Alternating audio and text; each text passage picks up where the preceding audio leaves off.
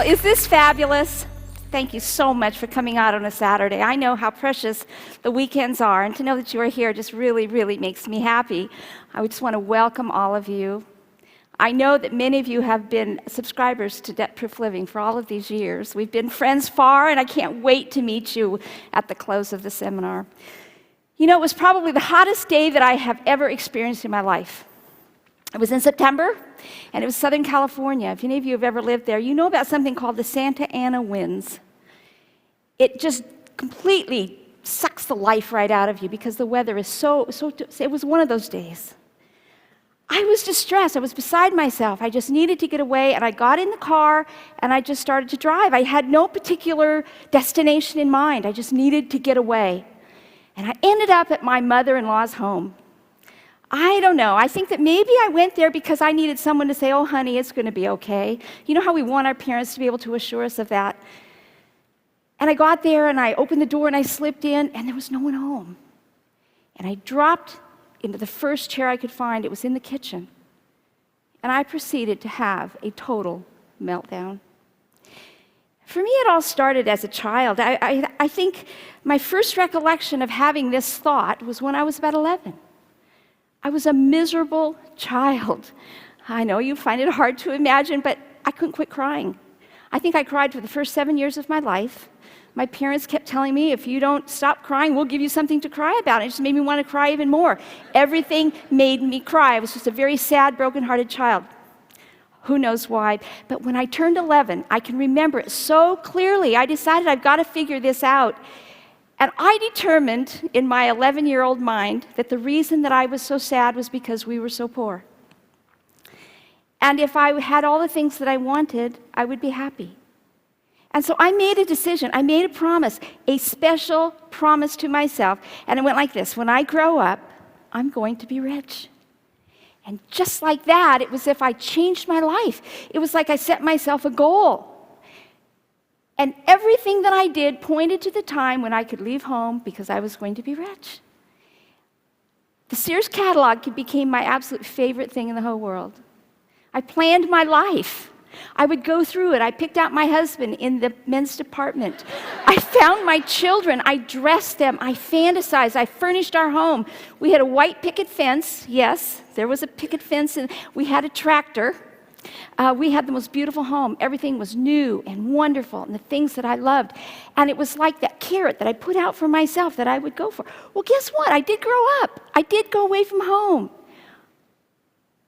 I decided it was time that I became rich. I went to Southern California to go to college. I was so excited. I could absolutely not wait because, of course, not only was California waiting for me, but so was my new life. And you probably think, "Oh, she's going to be pretty disappointed when she gets there," but that's not the truth at all. It was paradise on earth. The palm trees, the freeways, the lifestyle, the beaches, everything. But something I had not counted on were the shopping malls. I had never seen anything like this in my life. And there I was, my very first trip to a big shopping mall, and this most amazing thing happened in my mind. This thought came over me, and it said, who would know if I spent more money to buy something than the money that I had in my brand new checking account? You see, I got a bank account because I thought that's what all college students are supposed to do. Who would know? You know, I had that little bad girl, good girl thought going on. You know, no, you shouldn't. Yes, I want to. No, you shouldn't. It's bad. It's wrong. No, I want to do it. I want to do it. I carefully wrote out that check, knowing that I would be paid for my campus job in a couple days. I thought I could get the check to the bank in time before this check came through and all that kind of thing. Oh, I wish it hadn't worked, but it did. You know what? Not only did she not call the police, she didn't even call the bank to see if I really had money. She thanked me for coming. She invited me to come back again. And you know, that day, something started to grow inside of my heart. It said this: as long as I can get away with it, it's okay to have things today and pay for them later. It was a little tiny thing, just started to grow. You know, I was never going to do it again because it was way too stressful. But you know what? That thing came over me that I wanted to buy something and I didn't have enough money. And I would do it again and again, and it became my pattern of life, my secret pattern of life. In fact, I didn't think anyone else in the whole world had ever thought of this kind of thing. I had all kinds of systems set up. I had several bank accounts all over town so I could move checks between myself. Now, this is back before the computers were able to, keep tabs on us. It's not good what I did, but I did. I had this thing inside of me. I wanted to have more than I had money to buy. And when I would get it, it was just like this wonderful rush, this wonder, I don't know, kind of like getting away with something. It was so much better to spend somebody else's money. And that's what it felt like. It felt like I was getting stuff for free. Well, once in a while, I kind of messed up, and I learned a new vocabulary like insufficient funds, and you bounced a check, and all that. And as devastating and as embarrassing as that was, never once did I really think that I was overdrawn. I was only underdeposited. I needed more money. That would be the answer to everything. I needed more money. Well, remember the Sears catalog? Remember that husband I picked out? He was rich. He was really rich. And so I determined that this would be the answer to my problem. As long as I could get through school, I'd marry a rich man and everything would be done. Finished. I would have my perfect, wonderful life, and finally I would be happy. Well, guess what? I did. I got married 6 months after I graduated from school, and I married a banker. I did. Did he know anything about my little problem with bouncing checks? No. Did we ever talk about it? No. Why would we do that? He might not be so pleased with the choice that he had made to be his new wife. Besides, it was never going to be another problem. As soon as I walked down the aisle and got married and got the banker's wife thing down, he'd do the work, I would do the home and the kids, and everything would be fabulous. Well, obviously, I didn't quite trust him as much as I might have thought, because I think we were married maybe 5-10 minutes or so. When I said, honey, I think we need a credit card. And he, oh, no. He was a very, very conservative banker. No, we don't need a credit card. Well, I said, that's fine. I'll work on him. Ladies, we have our influence over our men, don't we? I wasn't deceitful or anything. I just kept bringing it up, pointing out the value and the terrible safety hazard of being a married woman in Southern California on the freeways without a credit card. After all, why do we need a credit card? Anybody ever heard of that little term? We need it just in case of emergency? Well, I figured that I guess it would be sort of like seat belts and Oat Bran and all kinds of things that would protect me from the dangers of life. Finally, he gave in. He said, yes, that would be fine. Got that credit card. You know something? You know the thing that started growing inside of me back there in college? Boy, did it take root.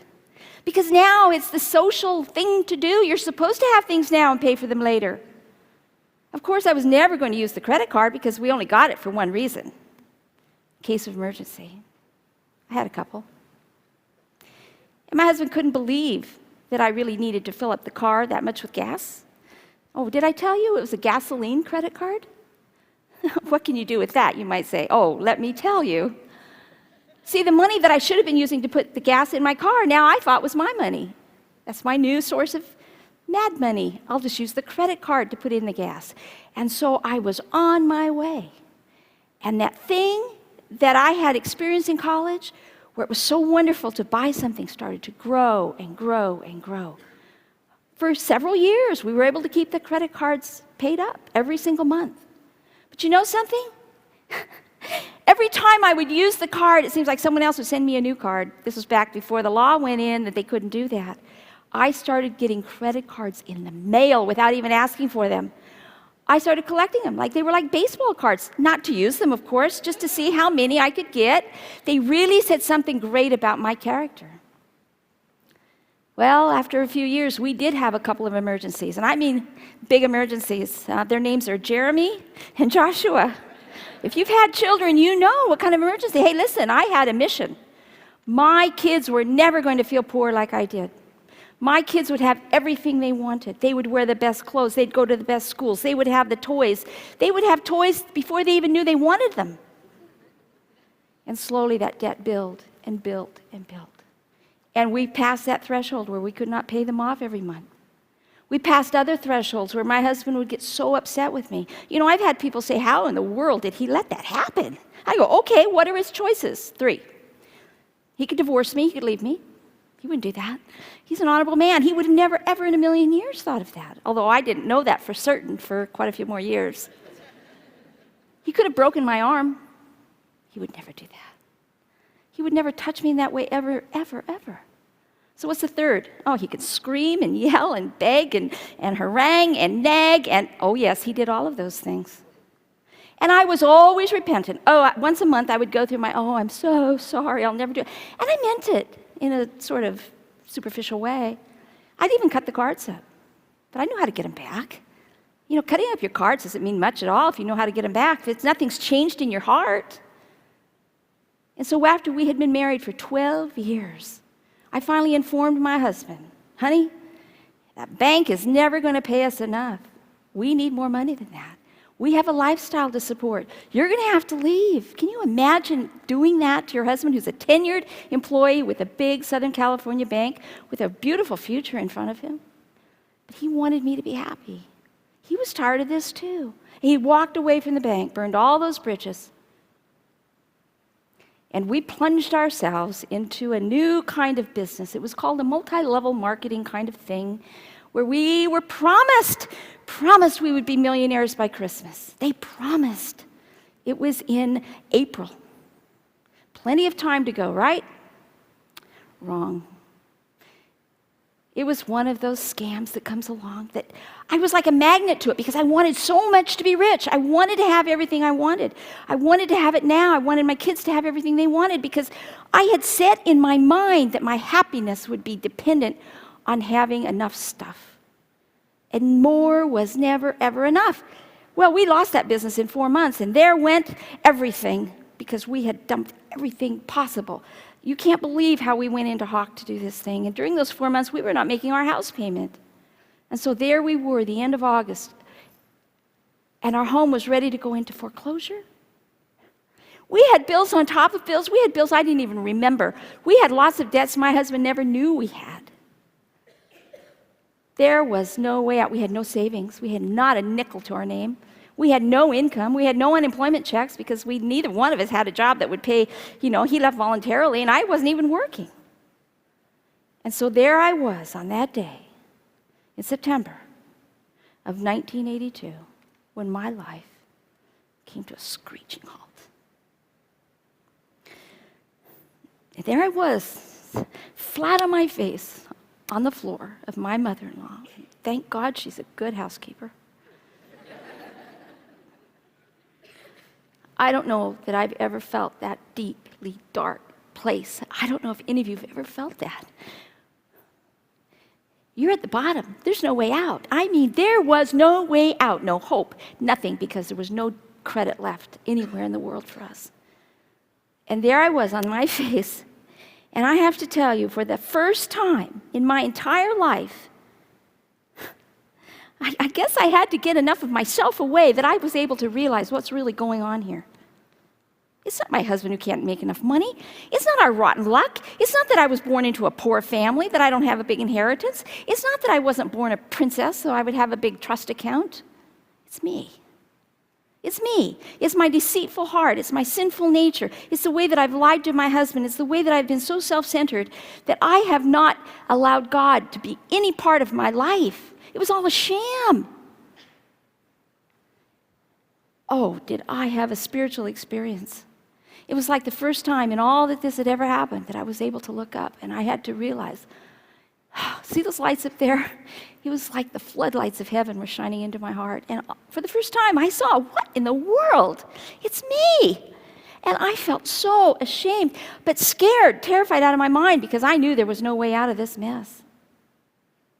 Oh, but how can my husband ever, ever, ever forgive me for this? If I lose my family, what will I do? And I remembered, delight yourself in the Lord, and He will give you the desires of your heart.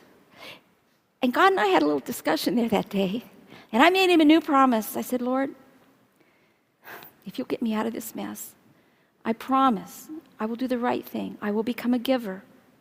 I don't know, see, it was in my head. I had learned that as a child. I knew that that was the right thing. I knew that was the important thing.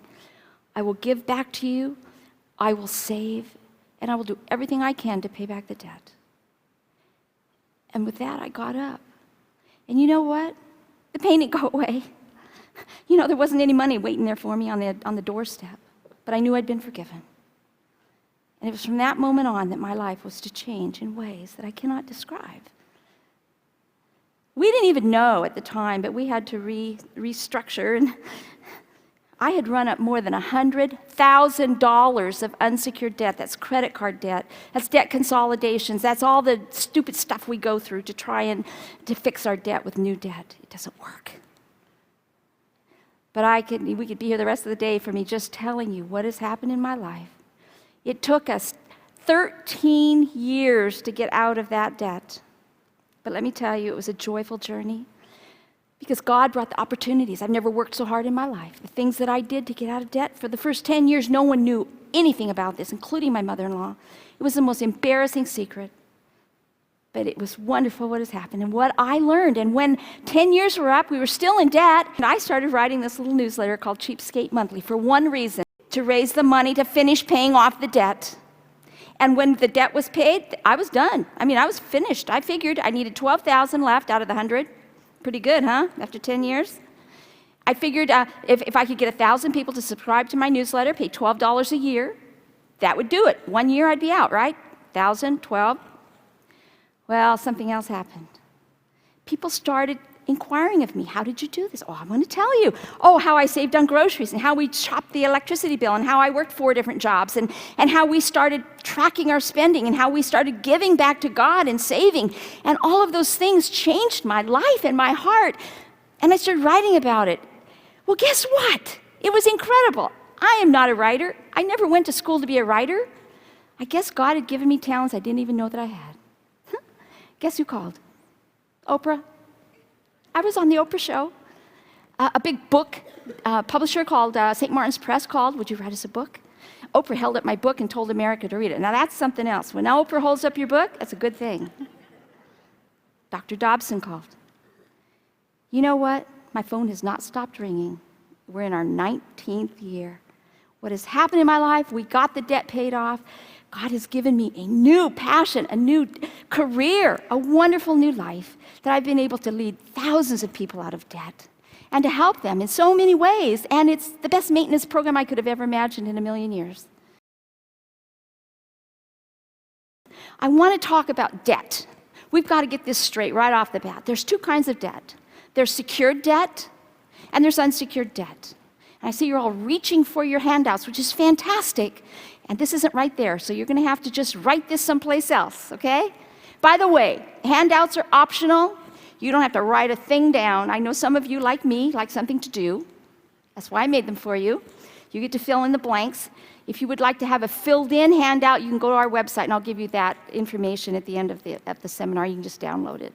So don't let the handout distract you unless you really want to fill it in. 2 kinds of debt. Secured debt. Secured debt is kind of a safe debt. Kind of, because I know we're going through some difficult times in our country right now where secured debts are causing people trouble. But we're talking about principles today. So secured debt is safe. That means that you can change your mind. You, the borrower, and also you, the lender. If I buy a house and you lend me money to buy a house, and I change my mind, I can sell the house, pay off the debt, and go. The lender can get out of the deal by selling the loan, so I owe it to someone else. So see, we all have a safety valve. And secured loans typically are safe because they don't lend you as much as value so that the thing that's being held is worth more than the amount being borrowed or still owing on this. So that's a good thing. A mortgage, a car loan, sometimes. Now you got to understand, sometimes these things can get mixed up. But basically, secured debt is not the problem. You know what's the big problem in this country? It's called unsecured debt. Is this where you can get it on your signature alone? And whoever you bought the stuff from and they gave you a loan, they don't want it back. You have no way out. You can't send your education back for repossession so that you can get out of your student loans. You can't do it. Same with those new shoes from Nordstrom. You know, they don't want them back. They want you to pay. And so it is the unsecured debt that is swamping our country. It is taking our people down, people in churches, people in business. I'm telling you, American families are in big trouble because of this unsecured debt that has become so easy to get on our signatures alone. You know, it's a funny thing about debt. How many of you get these pre-approved credit card applications in the mail? They don't come as often as they used to, but they're still coming out, and you better get prepared because the banks are gearing up. They're coming after us with new ones, but I don't think they're very truthful. You see, what they're selling is debt. You will not find the word debt in those things ever at all. Let me tell you about the word debt. I looked it up in the thesaurus. This is what the synonyms are. Are you ready?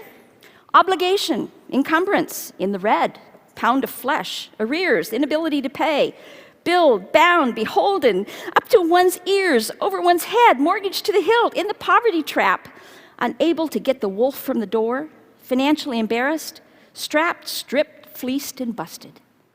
Did you read any of that in those applications? Oh no, this is what the credit industry sells. Easy, instant, preferred, deserved, spending limit, cash advance, do with as you please. Accepted in a million places. Convenient, rewards, makes life easier. Extraordinary value, you'll save a ton of money, and oh, here's my favorite. This is the one I love the most. You'll stand out in a crowd. You see, they really sell debt, and it is the most deceitful thing in the world. It will destroy your life. Debt-proof living has a meaning. It is a way of life where you are managing the money that you've been given to take care of. See, I really think that's what it is. The income we have in our lives is money we're to take care of. That you're able to live your life and live it according to good, sound principles without depending on credit cards. That's all it is. It's not that easy to do, but in the rest of the seminars we go on, when I speak of debt, I'm speaking of unsecured, unsafe, stupid debt. Let me tell you what debt has done to this country. That number up there, $10,679, is the most current information from the Federal Board of whatever, Federal Reserve Board. That is the amount the average family in America has in unsecured credit card debt. $10,679. The average interest rate right now is 16.36%. Some of you are paying twice that much. I know what's been happening. But let me tell you what that means on an annual basis.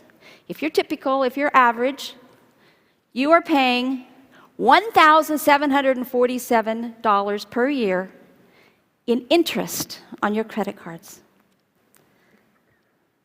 Plastic? You like to shop with plastic?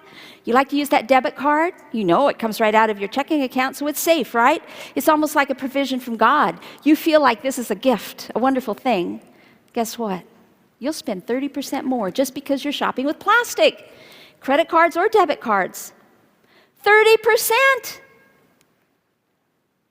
They say that the typical family, the typical individual, anyone who gets a paycheck, who does not track their spending, has a 10% leakage. That means you're throwing away 10% of your income.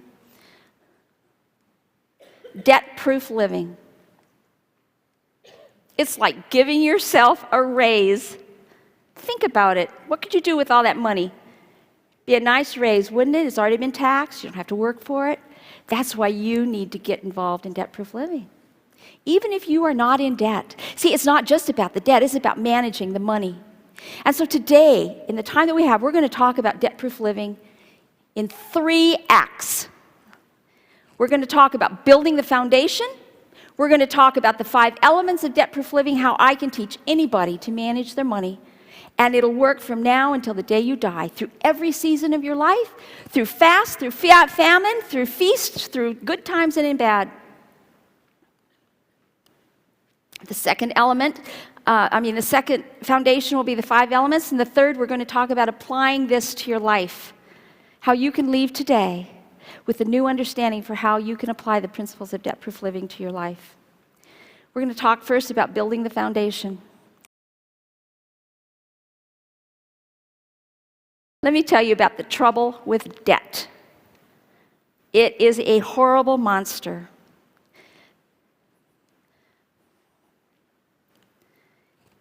Debt promotes discontentment. I know that for a fact.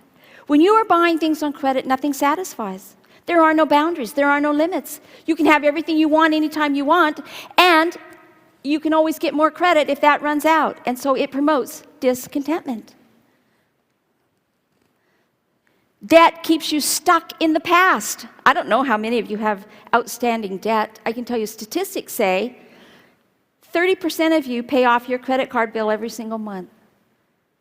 70% of you do not. You are stuck in the past. Don't bother looking at your neighbor. You all think that the other guy's the 30%, so that's okay. No one knows. You're stuck in the past. You're paying for restaurant meals that you ate, 4 years ago? You're paying on braces on your kid. The kid's already gone to college. You're still paying on them. You're paying for weddings. The marriage didn't last, but boy, you've still got the wedding bills. Keeps you stuck in the past. It's terrible. Debt makes an arrogant presumption on the future. You know, this is probably the heartbreak of my life, that I will never be able to know. I refuse to live with regret, but I will never know how God planned to provide for us during those difficult years. See, I was trusting MasterCard and Visa so much, I forgot to trust God. I'll never know. He didn't force himself on me. Debt transfers future wealth to your creditors. People, think about this. What is in the future for you? You don't know. When you make debt now and then demand that you've got to have the income, I don't know how stupid it is if you think it is, but I think it's really stupid to say, well, I don't have the money to pay for it now, but I'm sure I'll have it in the next 36 months. I'll have enough money every month. Come on. That makes no sense at all. But let's project.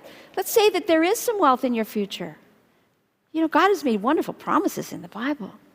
The plans I have for you to bless you, to prosper you. You might have a parent who's going to leave you a big inheritance. Well, guess what, buddy? It's going to be gone because by the time you get it, you're so deeply in debt, you're just going to have to write that check out right to MasterCard, Visa, Discover, all of those cards. You're going to have to transfer all of that to your credit. That makes me very sad. Debt eliminates options. Oh, let me tell you the things you cannot do when you have a lot of debt. You can't leave a job you hate because you're so dependent on the income. You may not be able to go take a lower paying job because you want to pursue your dream. You may not be able to go back to school. You may not be able to go to the mission field. You may not be able to marry the person you love more than anything because that person can't bear the thought of taking on your debt. It really takes away your options, but most of all, debt destroys relationships. I am so thankful. I am so thankful that my marriage survived. We're going to hit 40 years this summer. And that is totally amazing to me. Is that awesome? Yeah, thank you. But I'm telling you is that these relationships, it's not just marriage relationships, it's relationships between parents and adult children. So I can tell you something, that when you are having this kind of debt, when you are in debt, you feel trapped. You feel like you have been put into jail because, it is a biblical principle. It says the borrower becomes a slave to the lender. That's how it feels. I don't know if anybody here, you don't have to nod your head. It's okay. We're anonymous. I know how it feels. It is the most horrible, depressing. You can't sleep at night. Oh my gosh. Trapped in the credit card debt trap. It's terrible. Let me give you some ideas how you can tell if you are in the danger signs, if you're headed toward the credit card debt trap, or just the debt trap. If you are living on credit and not on cash, you're headed for the debt trap. Now let me define that. That means that you're living on credit because you do not have the money to pay for it. We're going to talk later about how to use a credit card as a tool. So that's not what I'm talking about. I'm talking about you are living on credit. You cannot pay off the bill in full every single month. That's the test. If you are in that position, you are headed for the debt trap. If you cannot pay your credit card bill, there you go. If you are unable to pay your taxes, some of you are way behind. They might be high taxes. I don't know how it is in Tennessee. In California, things are really, really high. But you know what? I think it's the laws of the laws. We are to give back to God. We are to give to Caesar, whatever our government. If you can't pay your taxes, you are headed for the credit card trap. You're going to be in there soon. If you don't give and don't save regularly, you're headed there. If you dream about living an extravagant lifestyle. Now, listen, I don't think there's anything wrong with having dreams and having goals. Absolutely not. I think it's a wonderful thing to prosper. But I can tell you something, when you are so taken, like, let me tell you what happens. You know, you just have to have a new Ferrari or a Jaguar or something. So you dream about this, and you've got to have this big, gorgeous home, and you're constantly dreaming about this extravagant lifestyle. Pretty soon what happens is you start feeling entitled to it. And before you know it, you find a way that you can get it even before you have the money. And all of a sudden, you're in the debt trap. You worry about money. Oh my, this is a huge one. If you can't sleep at night, if you find yourself worrying about money, you're going to be there soon. And let me tell you, some of you already recognize that you're there. You can get out. I want to teach you how to break out of the debt trap. The first thing is that you have to make a commitment. You see, anything I write about, and trust me, I write a lot. In 19 years, I have written so much about this subject matter. But I can tell you it will make no difference at all in your life unless the change comes from inside, until you are totally determined, convinced that debt is the wrong thing in your life and you've got to get rid of it. But once you do that, let me tell you, making a commitment is where it starts. I can tell you the day, I can tell you the year, I can tell you almost the time of the day when I had my little meltdown there in La Mirada, California. And that changed my life. Because this is how it was. I'm going to demonstrate. All right, I was going along this way in my life, deeper and deeper and deeper and deeper into debt. And I did this. I made a U-turn. That's what a commitment is. That's what it is. It's called repentance. That's all repent means. It means stop going the way you've been going and turn around and go this way. Now, did every step I make going back, was it perfect? Oh, no. No. I think I know for sure that if we would have known then what we know now, we would have been out of debt in 5 years. It took 13, but guess what? Still got out. Because let me tell you, as long as you're headed in the right direction, even the baby steps count. And let me tell you, when you fall flat on your face, you're still ahead by, in my case, about 5 feet. And you just get up and you keep going. I'm going to tell you some exciting things about how this can be for you when you're getting out of debt. It's not at all what you were worried about and thinking now. You have to start doing two things. You have to start giving, and you have to start saving. And I am so adamant about that because I really think that those are the two ingredients that are going to change your life. We're going to talk more about this. That makes me so excited because two problems that we have, if you're anything like me and live in this country, greed and fear. Greed is a terrible thing, and we're faced with it every day of our lives. Oh my goodness, we have so much. But we are so greedy. We want everything. We dream about all the things we want to have. Let me tell you, giving is an act of gratitude. When you give, you're expressing gratitude. You cannot feel gratitude and greed in the same moment. If you want to get rid of the greed, you've got to start giving back. You've got to start being obedient. You have to start doing that in your life. And then you have to start saving something for the future. See, I have this little theory that God knows more than just about right here. He sees our entire life. He knows what's coming. He knows that your car is going to need a new engine in 4.5 months. And you know what? He may have been supplying that need all along. But guess what? You come to the end of every week, oh, we got a few dollars left. Let's go have a little trip to Disney World. You don't look beyond that. You always think, well, there'll always be money at the moment as I need it. When I really think that God knows our needs far ahead of when we know them, and He's already provided for us. But we so foolishly make these terrible decisions, and you know what? He lets us make them. We get ourselves into these big messes. I know about that. So I got to tell you, these two very, very important things. You have to start tracking. Remember in the beginning I said that people who do not track their money, if they don't know what is happening, they're not treating their own personal finances almost like a business. You're losing 10%. It's just leaking away. You just don't know where it went, and you're not going to be able to recover it until you start doing this. So tracking is going to be a wonderful new opportunity for you to get your money life back into order. Some of you need to have a sale. You know, there is a theory, it's scientific, I know that it is. In an aquarium, if you have certain fish, or even, let's say a little fish bowl, if you put a little goldfish in a fish bowl, it will only grow a certain size. and it'll stop growing. You put it in a bigger bowl, you know what happens? It grows to that size. That's how our lives are. Have you ever lived in an apartment and moved to a 3-bedroom house? Oh, you have so much extra room, so many more closets and drawers. What happens in about a year? You're busting at the seams. You need something bigger. We always fill the space that we're in.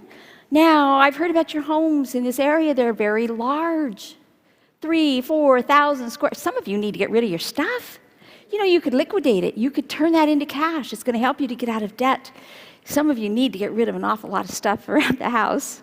Have a sale. It's a good way to get out of the debt trap.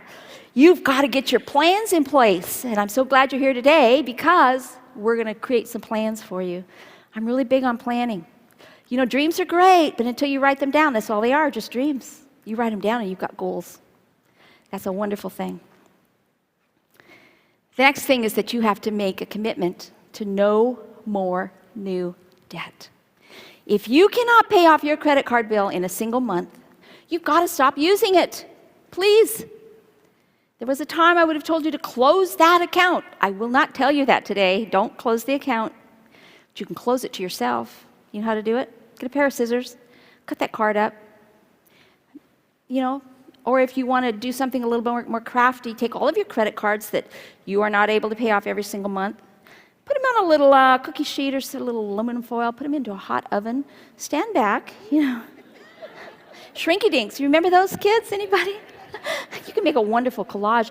And it's a little monument, a monument to your commitment. I'm not going to use these credit cards anymore.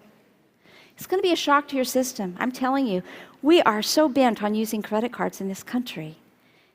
We've been brainwashed. That's the only thing I can think is that about 40 years ago, this certain individual came along and started with this credit card called the Diners Club. That's pretty much how it all started. And it was just a convenience for businessmen not to have to take the money to the restaurant in New York City and so on, and they could get a tab at the end. And boy, I'll tell you what, the credit card industry has made the banks in this country very, very, very wealthy. The fees alone. And they've taken the American people for a ride. But guess what? We did it on our own. No one held a gun to our head. We have to take responsibility for it. So we've got to get out of that debt trap. You need to look for a solution. You know what? I am absolutely convinced that God has a solution for you. If you are in need of getting out of debt, who would have ever thought the solution that God gave to me? I'm nearly speechless. I mean, look what has happened.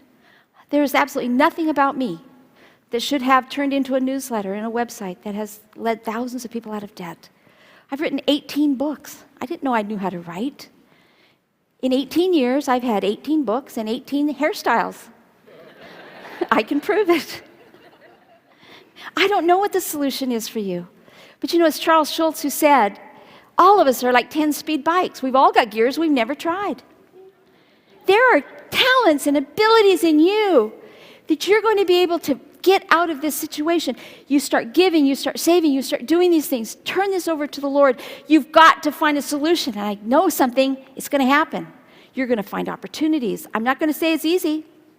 It's going to be hard work, but you have to persevere. If you will persevere, you'll be able to get through this very, very hard climb, and it's going to be a beautiful one. You're going to learn things that you've never, ever thought that you would learn. You know, we have principles of debt-proof living. I made them up. Okay, I put them all together. But these come from sound financial principles, from biblical principles, from the right way to live. And here we go. The first one is going to shock you to death. Money is not for spending. Oh, who ever thought such a thing? Maybe you. I know I did. Boy, I couldn't spend it fast enough. In fact, I would spend it even before I got it. Some of you are doing that. Let me make an illustration. Let's say that I am very, very fond of chocolate cake. And I have decided that I can't have chocolate cake every time I want it, but every Friday is my day for a chocolate cake.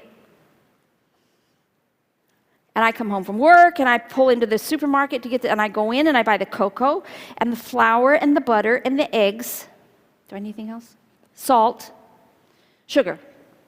I buy these things, get them in the bag. I am so anxious to have my chocolate cake. I get into the car before I can even get out on the main road, I'm ripping into that stuff. I mean, I've got that cocoa open. I take a big handful. You know, I take the flour, I chug down some flour, I take a stick of butter and bite into that and crack a couple of eggs in my mouth. Yeah, I can see the looks on your face. Gross. Terrible. Who in the world would do such a thing? I'm too anxious. I just got to have my chocolate cake. So I arrive home. I'm a mess. The car is completely destroyed inside with all this stuff. I don't have the ingredients anymore. I cannot make the chocolate cake. And I'm miserable. If I would have just taken the time to bring the ingredients home, to apply them to a recipe, to take the time to do the proper steps, guess what I would have had at the end? I would have had my chocolate cake. The same thing with your money. Some of you spend your paycheck before you ever get it, or you stop on the way home at the mall. You've had a hard week, you deserve a little something nice, got to get a pizza for the kids, you got to go to the movies, and before you know it, the check's partly gone. Money is not for spending. It is for managing first, and then there will be some to spend. Do you get it? Remember the chocolate cake. Here's another principle. You must never keep it all. Anything that comes into your life, you need to give some of it away. Hear me on that.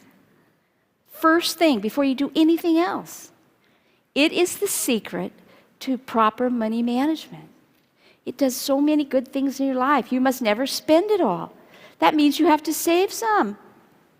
You have to put some away. It has to become the way of your life. Another principle is that I believe that God is the source. It's not your job. Sorry. It's not your brilliant talents. Yeah, it's not your trust account. It's not your investment portfolio. It's not your job. It's not your boss. Did I ever say that? Yeah, all those things. Those are delivery conduits. That's the way that God has chosen to take care of you.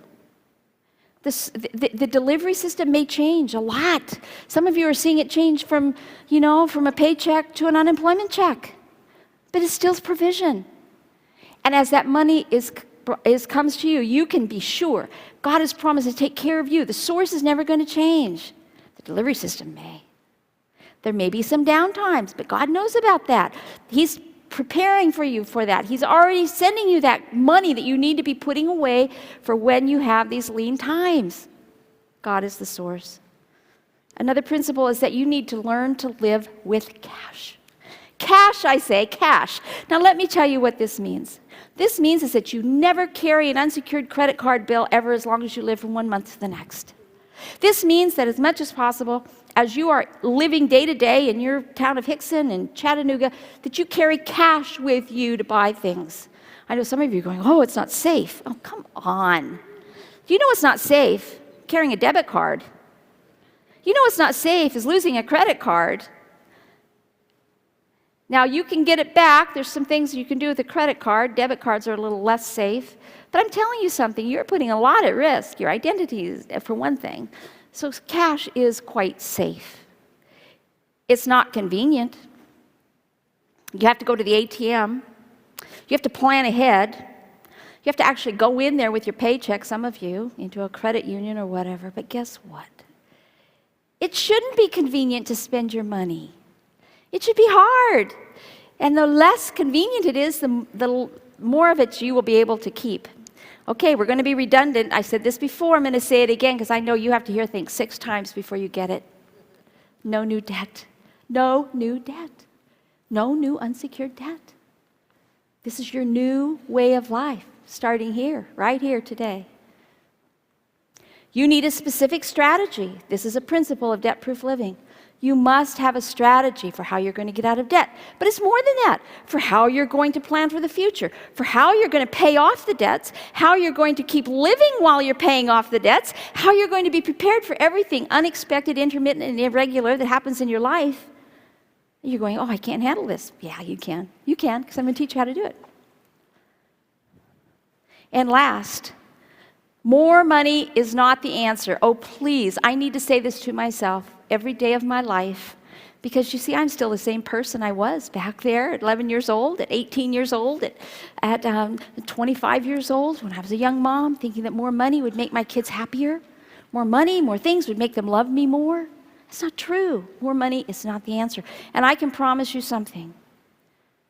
More money will never be enough until you learn how to take care of the money you already have. There's a principle there. My pastor has said this. I think it's absolutely true. Every day is a test and a trust. God gives you money to test you, to see how much you trust Him, and to see how much He can trust you. To manage that much, because you know the Bible says that to whom much is given, much is required. And if you want to manage great sums of money, well, you better learn how to manage the parts you've got now. You know, you may be blessed with something. You may get a big inheritance. What are you going to do? Will you know how to take care of it? There are some definite reasons why you need to debt-proof your life. Some of you are not quite convinced. I want to tell you this, that you need to do this to protect your marriage. I know some of you aren't married. You go, no, not me. I'm speaking to everyone, any age, married or not, because you don't know what's coming down the pike. Or let's put that a different way. You don't know who's coming down the pike. See, if you arrive at meeting this person carrying a whole load of debt, he might just keep going. She might say, there is absolutely no way I'm getting mixed up with that guy. Do you know how much debt he's got? So whether you're currently married or will be married in the future, you need to get out of debt. You need to debt-proof your life to protect your marriage. You need to debt-proof your life to survive lean times. I think we're learning a little bit about lean times. I don't know how all areas of the country are doing right now, but where I live, things are really tough. A lot of people out of work. These are lean times. But you know what? Every day I hear from members of Debt-Proof Living who tell me, you know what? My husband's been out of work for 8 months. This is one lady I think of all the time. 8 months, my goodness, that's long. She says, we have not even touched our emergency fund yet. You know why? They got out of debt. They gave themselves a raise long ago, so they were ready for this time. They've learned to live on a shoestring. Boy, I can tell you something. We can stretch a buck till it screams at Debt-Proof Living. That's what this is all about. Denise mentioned everyday cheapskate every single day when you sign up, and I'll tell you how to do that. I'll land in your email box. I'm going to help you for the day, get you up, ready to go, thinking in terms of living below your means. Living below your means, okay? LBYM, that is the cry of our hearts, is we want to spend less money than we bring in. You need to debt-proof your life to reduce your stress. Stress. Am I the only one who's ever noticed how that affects our lives? I think we all are subject to that, and I tell you something. Financial stress, and there are studies that have been done, medical studies, that say that stress is one of the worst things on your health. But they've even identified that credit card debt stress is the worst stress of all. Now, I don't know. I mean, this is done by a very reputable organization. It just tells you what this is like. And it's getting worse as they are increasing interest rates, reducing credit limits, making it tougher and tougher for people to get out of debt. You need to do this to protect your future. Remember what I told you about? Good things coming in your future. You need to get out of debt. You need to debt-proof your life and learn this stuff now. You need to do this to teach the children.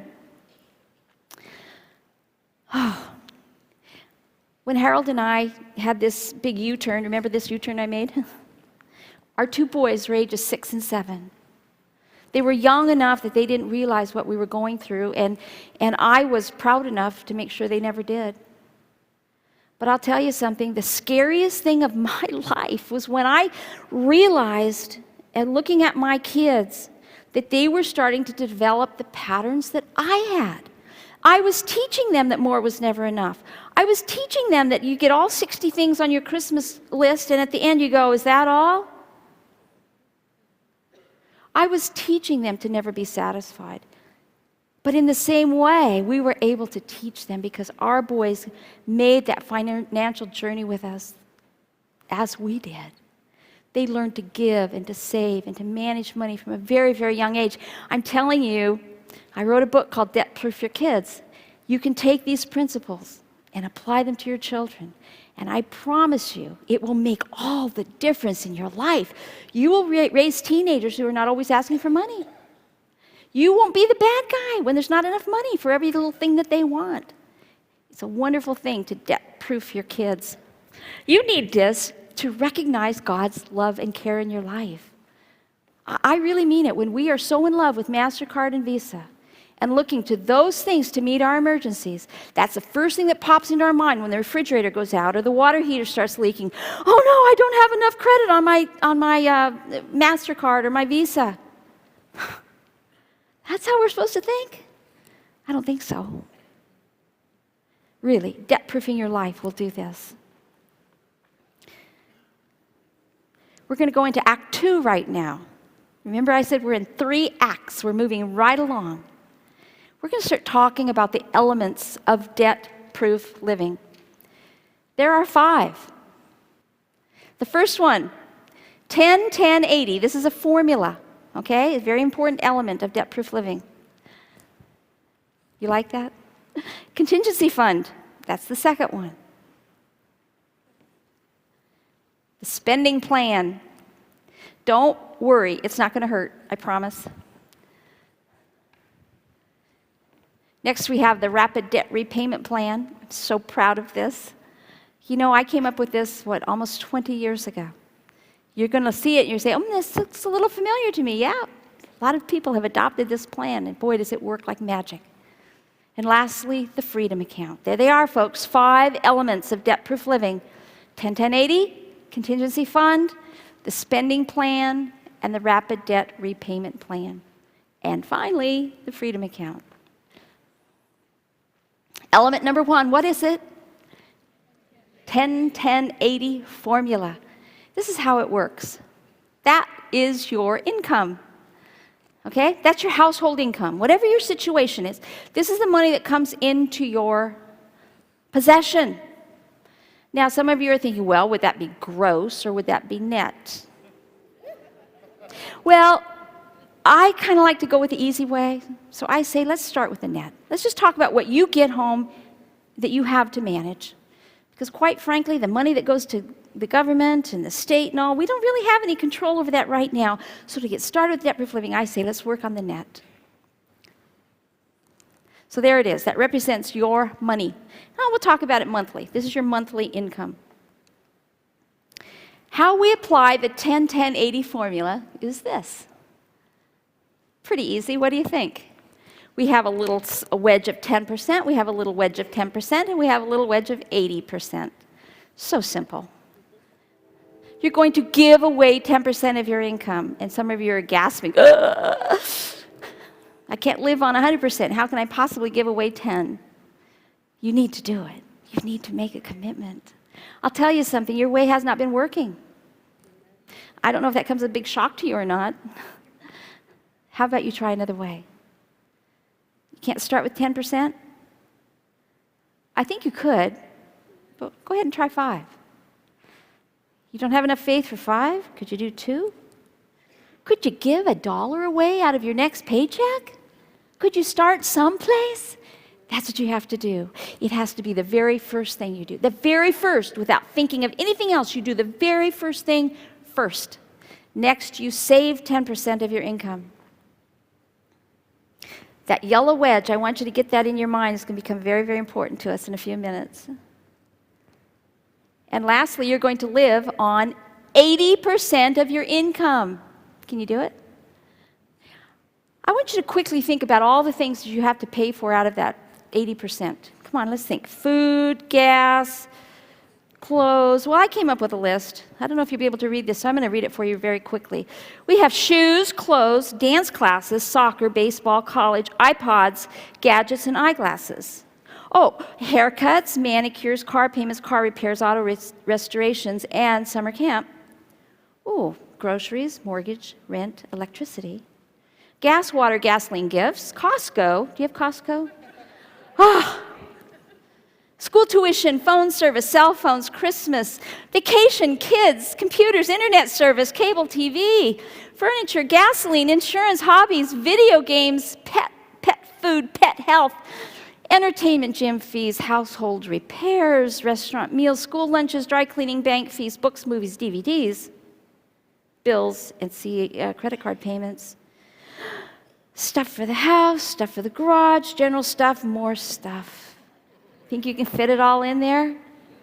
Hey, we're going to have some work to do. May I say debt-proof living is the way that you're going to learn how to do this. We write about every possible way that you can reduce your expenses without challenging the joy of your life. See, we're not trying to make people miserable. Not at all. Let's talk about that green wedge. Give. Why is giving so important to debt-proof living? Well, I can tell you one thing. It makes you feel good. I can tell you, for me, it was the way that I was able to handle that insatiable desire that would never go away. Because when we give, we take our eyes off ourselves. You see, giving connects me to God and to the world. It takes my eyes off my miserable self. Isn't that amazing, how self-centered we can become? Credit card debt is one of the biggest symptoms of self-centeredness I have ever heard of. I speak for myself. I am a confession waiting here to speak with you. All I cared was about what I had, what I didn't have, and I wanted a bigger car and a better car and a newer car and a fancier car, and I needed to look good, and my kids needed to look good. My kids needed to have everything under the sun, and I'm telling you something, there's no end to it. When I start giving, it takes my eyes off myself. It is a wonderful thing. But you know why I think it's so wonderful? Because it's in obedience, because that's exactly how God made us. He made us that He told us that we're to do this. So He made us so we are capable of doing that. It brings us great, great joy. Giving makes a statement that I have enough. See, whenever you give, what you're really saying is, I may not have everything I want. I may not have everything I'm going to have. But you know what? When it's all said and done, I have more than enough. Giving exposes my finances to God's divine intervention. I believe this more than anything in the whole world. During those 12 years, my 12 years of ruining my life, my husband and I made quite good money. It wasn't that we didn't have enough money. We were not exposing our finances to God's divine intervention. I don't know how else to explain. After this happened, then the opportunities that came and how God restored our lives, and it's just amazing. If you want to have that in your life, you've got to start becoming a giver. Not because you understand, not because you know where the money's going to come from to pay your bills and so on, but because you have faith. The next thing is that giving proves the condition of my heart. You can say that you're compassionate, you care about other people, but if you are self-centered and keep everything for yourself, and maybe not only your money, maybe it's your time and your talents, that is a wonderful thing. And I tell you something, it will change your life. We are talking about the elements of debt-proof living, of which there are 5. We're still on the first one, the 10-10-80. We're going to talk now about that green wedge, the one about save. Oh, it's a yellow wedge, sorry. Why should you save? Well, here's the biggest one. Like giving, saving quiets your insatiable desires. I understand the principle. I don't know exactly why it works the way it does, but let me give you a little secret. My husband Harold and I saved and gave our way out of debt. We didn't file for bankruptcy. We didn't get any inheritances. We didn't get any outside help at all. We did not ask one creditor for a concession. We paid it all back. This is what I've learned. When I'm giving and saving, I don't know, a little aside, I have once read or heard that there is a combination of food items called beans and rice. That when you mix red beans and rice, you come up with a perfect protein. I kind of think that's like giving and saving. Giving and saving. Mixing them together gives you a high that is unbelievable. It is very much even better than spending money. Now, I know some of you can't believe that, but it's true. It is absolutely true. And so the giving, the saving, when you do that first, all of a sudden, all those things you don't have enough, you want more and more and more, it just melts away. You're able to think more clearly about how to live below your means. You open your mind to creative ways that you can make your money go farther. It is a fantastic thing. And if giving takes care of the greed, I'll tell you something. Saving takes care of the fear. It's a terrible thing to be fearful that you're going to run out of money, that you don't have enough money to pay if the car breaks down. If you lose your job, what will you do? Some of you are living right now in that position. You have lost your jobs. Some of you are worried about losing your jobs. Some of you are not worried at all because you have learned the value of saving money. It really will change everything. And you can start with very, very little. Honest, truly, you can start with 50 cents. I'm going to teach you how to do that in just a bit. Saving invites contentment into my life. You know, I think that that's why some of us are so restless. We are missing that thing called contentment. I define contentment this way. It's wanting what you have. Not wanting what you don't have, but wanting what you have. Of looking at what you have and being satisfied and saying, you know what? It may not be brand new, but it's okay. It's paid for. That is a wonderful feeling, something you start realizing as you get out of debt, as you start making your journey toward financial freedom, which is a destination for each and every one of you. I can help any of you get out of debt. And I'm anxious to do that, so we're going to move right along. Okay, giving allows me to experience God's protection on my life. Remember, I have to tell you things 6 times, so here it is again. God wants to take care of you. He has promised to do that. He's not going to force himself on you. If you blow the provisions that he sends to take care of you, you're going to suffer greatly. But when you are saving and giving and you are doing this properly, you are putting yourself into a position so that you're able to experience that wonderful thing called God taking care of you. The second element of debt-proof living is called the contingency fund. Now, this is wonderful, and this is not hard to understand. Remember that 10% that we're saving?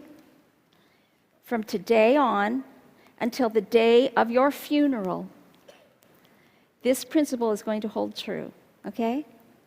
You are going to save 10% of everything that comes into your life. Now, if we're going to get really strict about it, and I have a way of doing that because I have a very obsessive personality, I say that's 10% of the check your mom sends you for your birthday. That's 10% of your tax return.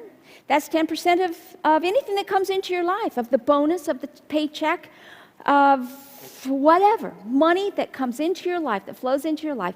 It is just got to become a habit. And even if it's a couple of bucks, that's right, that's great. Into the savings it goes. And what you're going to do with that 10%, see, a lot of people in my position just tell you to save. They don't tell you what to do with it. Not me. I give you every single little step. You are going to start building what you're going to call your contingency fund. If you are single, you need a contingency fund. If you are married, your household needs a contingency fund. No matter your station in life, if you're a kid, you need a contingency fund. A contingency fund is there to be to bridge the gap if there happens to come a separation of you from your income stream. Okay? It's called losing your job. That is the primary purpose of the debt-proof living contingency fund. You're going to start it at $1, and you're going to keep building it. And you're going to keep it in a safe place. I'm going to help you find out where that safe place is. You're going to keep building it and building it and building it and building it, paycheck after paycheck after paycheck. And you are going to put all the importance on this as you possibly can. You're going to give and you're going to save, and it's going to become a lifelong habit. And it's going to build to a certain level, and then we're going to do something else with it. But for right now, when we talk about the contingency fund, you're going to build 10% into your contingency fund until it reaches 6 times your monthly income. Now, we're going to talk about that more detailed in a minute, but I don't want you to be shocked in a few minutes when I tell you. So get that in your head, okay? The contingency fund is going to create space between you and the edge. I don't know how many of you enjoy being real close to the edge of like a cliff. Not me. I'm very, very fearful. I mean, the Grand Canyon is almost more than I can bear. Now, I like to be way, way back, but getting really, really, really close to the edge, I just get a little queasy. And some of you are living on the edge financially. I mean, one tiny little thing goes wrong, you're down, because you have absolutely no wall of protection at all. That's life. I mean, that's all the things that can happen out there. As you build your contingency fund, you're stepping back, okay? It's more safer place to be. So your contingency fund is going to create that beautiful, wonderful margin between you and the edge. It's going to happen gradually, but it's going to change your attitude. Because I'll tell you something, you are going to love saving money. And now we're talking about saving. Notice I'm not talking about withdrawing. This is not saving so that you can go on a vacation next month. This is not saving for Christmas. This is not saving for a new sofa. No, this is a contingency fund for the dire emergencies of life. It is enough to live for 6 months without a paycheck. Why 6 months? I used to say 3. It's because people are going longer between jobs. If you lose your job, it is going to take you probably 6 months to find a job. That means that you want your life to go on uninterrupted. You want to keep making your payments, so you're going to become your own boss. You're going to become your own paymaster. You will have the money in the bank ready to go. Now, it may not be as much as you think, because think about it here. If you lose your job, your bills are going to be a little much the same, but there are going to be some things that are going to drop drastically. For instance, if you're paying for daycare, you probably won't pay for daycare while you are not working. If you're driving, you won't be buying gas. You won't be paying for parking or tolls or whatever is involved with you and a job. You're also going to learn to live on a lot less than you ever dreamed possible. So the amount that you will need for 6 months, you need to think about it, but you probably don't need to know that number today, because some of you are not even close. You're going to get started. But let me just throw out a number. This is a very, very low number. $10,000 is what you need put away into a contingency fund. Now, I don't know if that comes close to 6 or if that's only 3 for you. It's a good round number. I like to just have things easy. $10,000. Some of you are gasping for air. You've never seen $10,000 in one place in your life ever. This is so important. This is so key to debt-proof living. Remember, I didn't promise this was going to be simple. I said it was going to be joyful. It's going to be hard work. It's going to be the best hard work you've ever done in your life. Another reason, or another thing about your contingency fund. 3 things. The 3 important things of your contingency fund. It needs to be safe. That means it should not be in your underwear drawer. Because it needs to be safe from you. It's not money you can borrow back next week because you run a little short. That means it needs to be in a bank. It needs to be in a safe place. I prefer you put it in a credit union. I love credit unions. The difference between a bank and a credit union is a bank is held and owned by shareholders.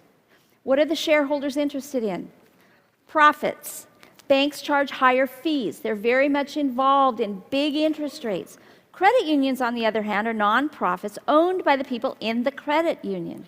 The credit union exists for the benefit of the members of the credit union. You will find much lower fees. You'll find lower interest rate on credit cards issued by credit unions. And you will also find that the terms and conditions are much more lenient. And credit unions often pay dividends back to their members when they have had a very good year. So I love a credit union. You need to open a simple savings account. Some of you are familiar with online savings accounts, which I'm a huge fan of online savings. I think it's very safe. Statistics show that it's equally safe to a brick and mortar kind of a bank. It's very convenient. It's fun to go online and you can see your account. You can transfer money in and out. It's an easy thing.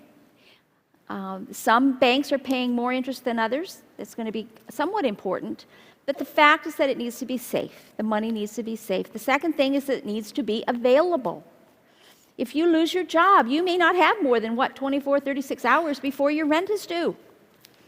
You need to have it available. This is why Your 401k plan is not your contingency fund, folks, because that money is not available to you. And if you think it is, you need to stop thinking that way. It's arm's length until you reach 59 and a half or you go into retirement.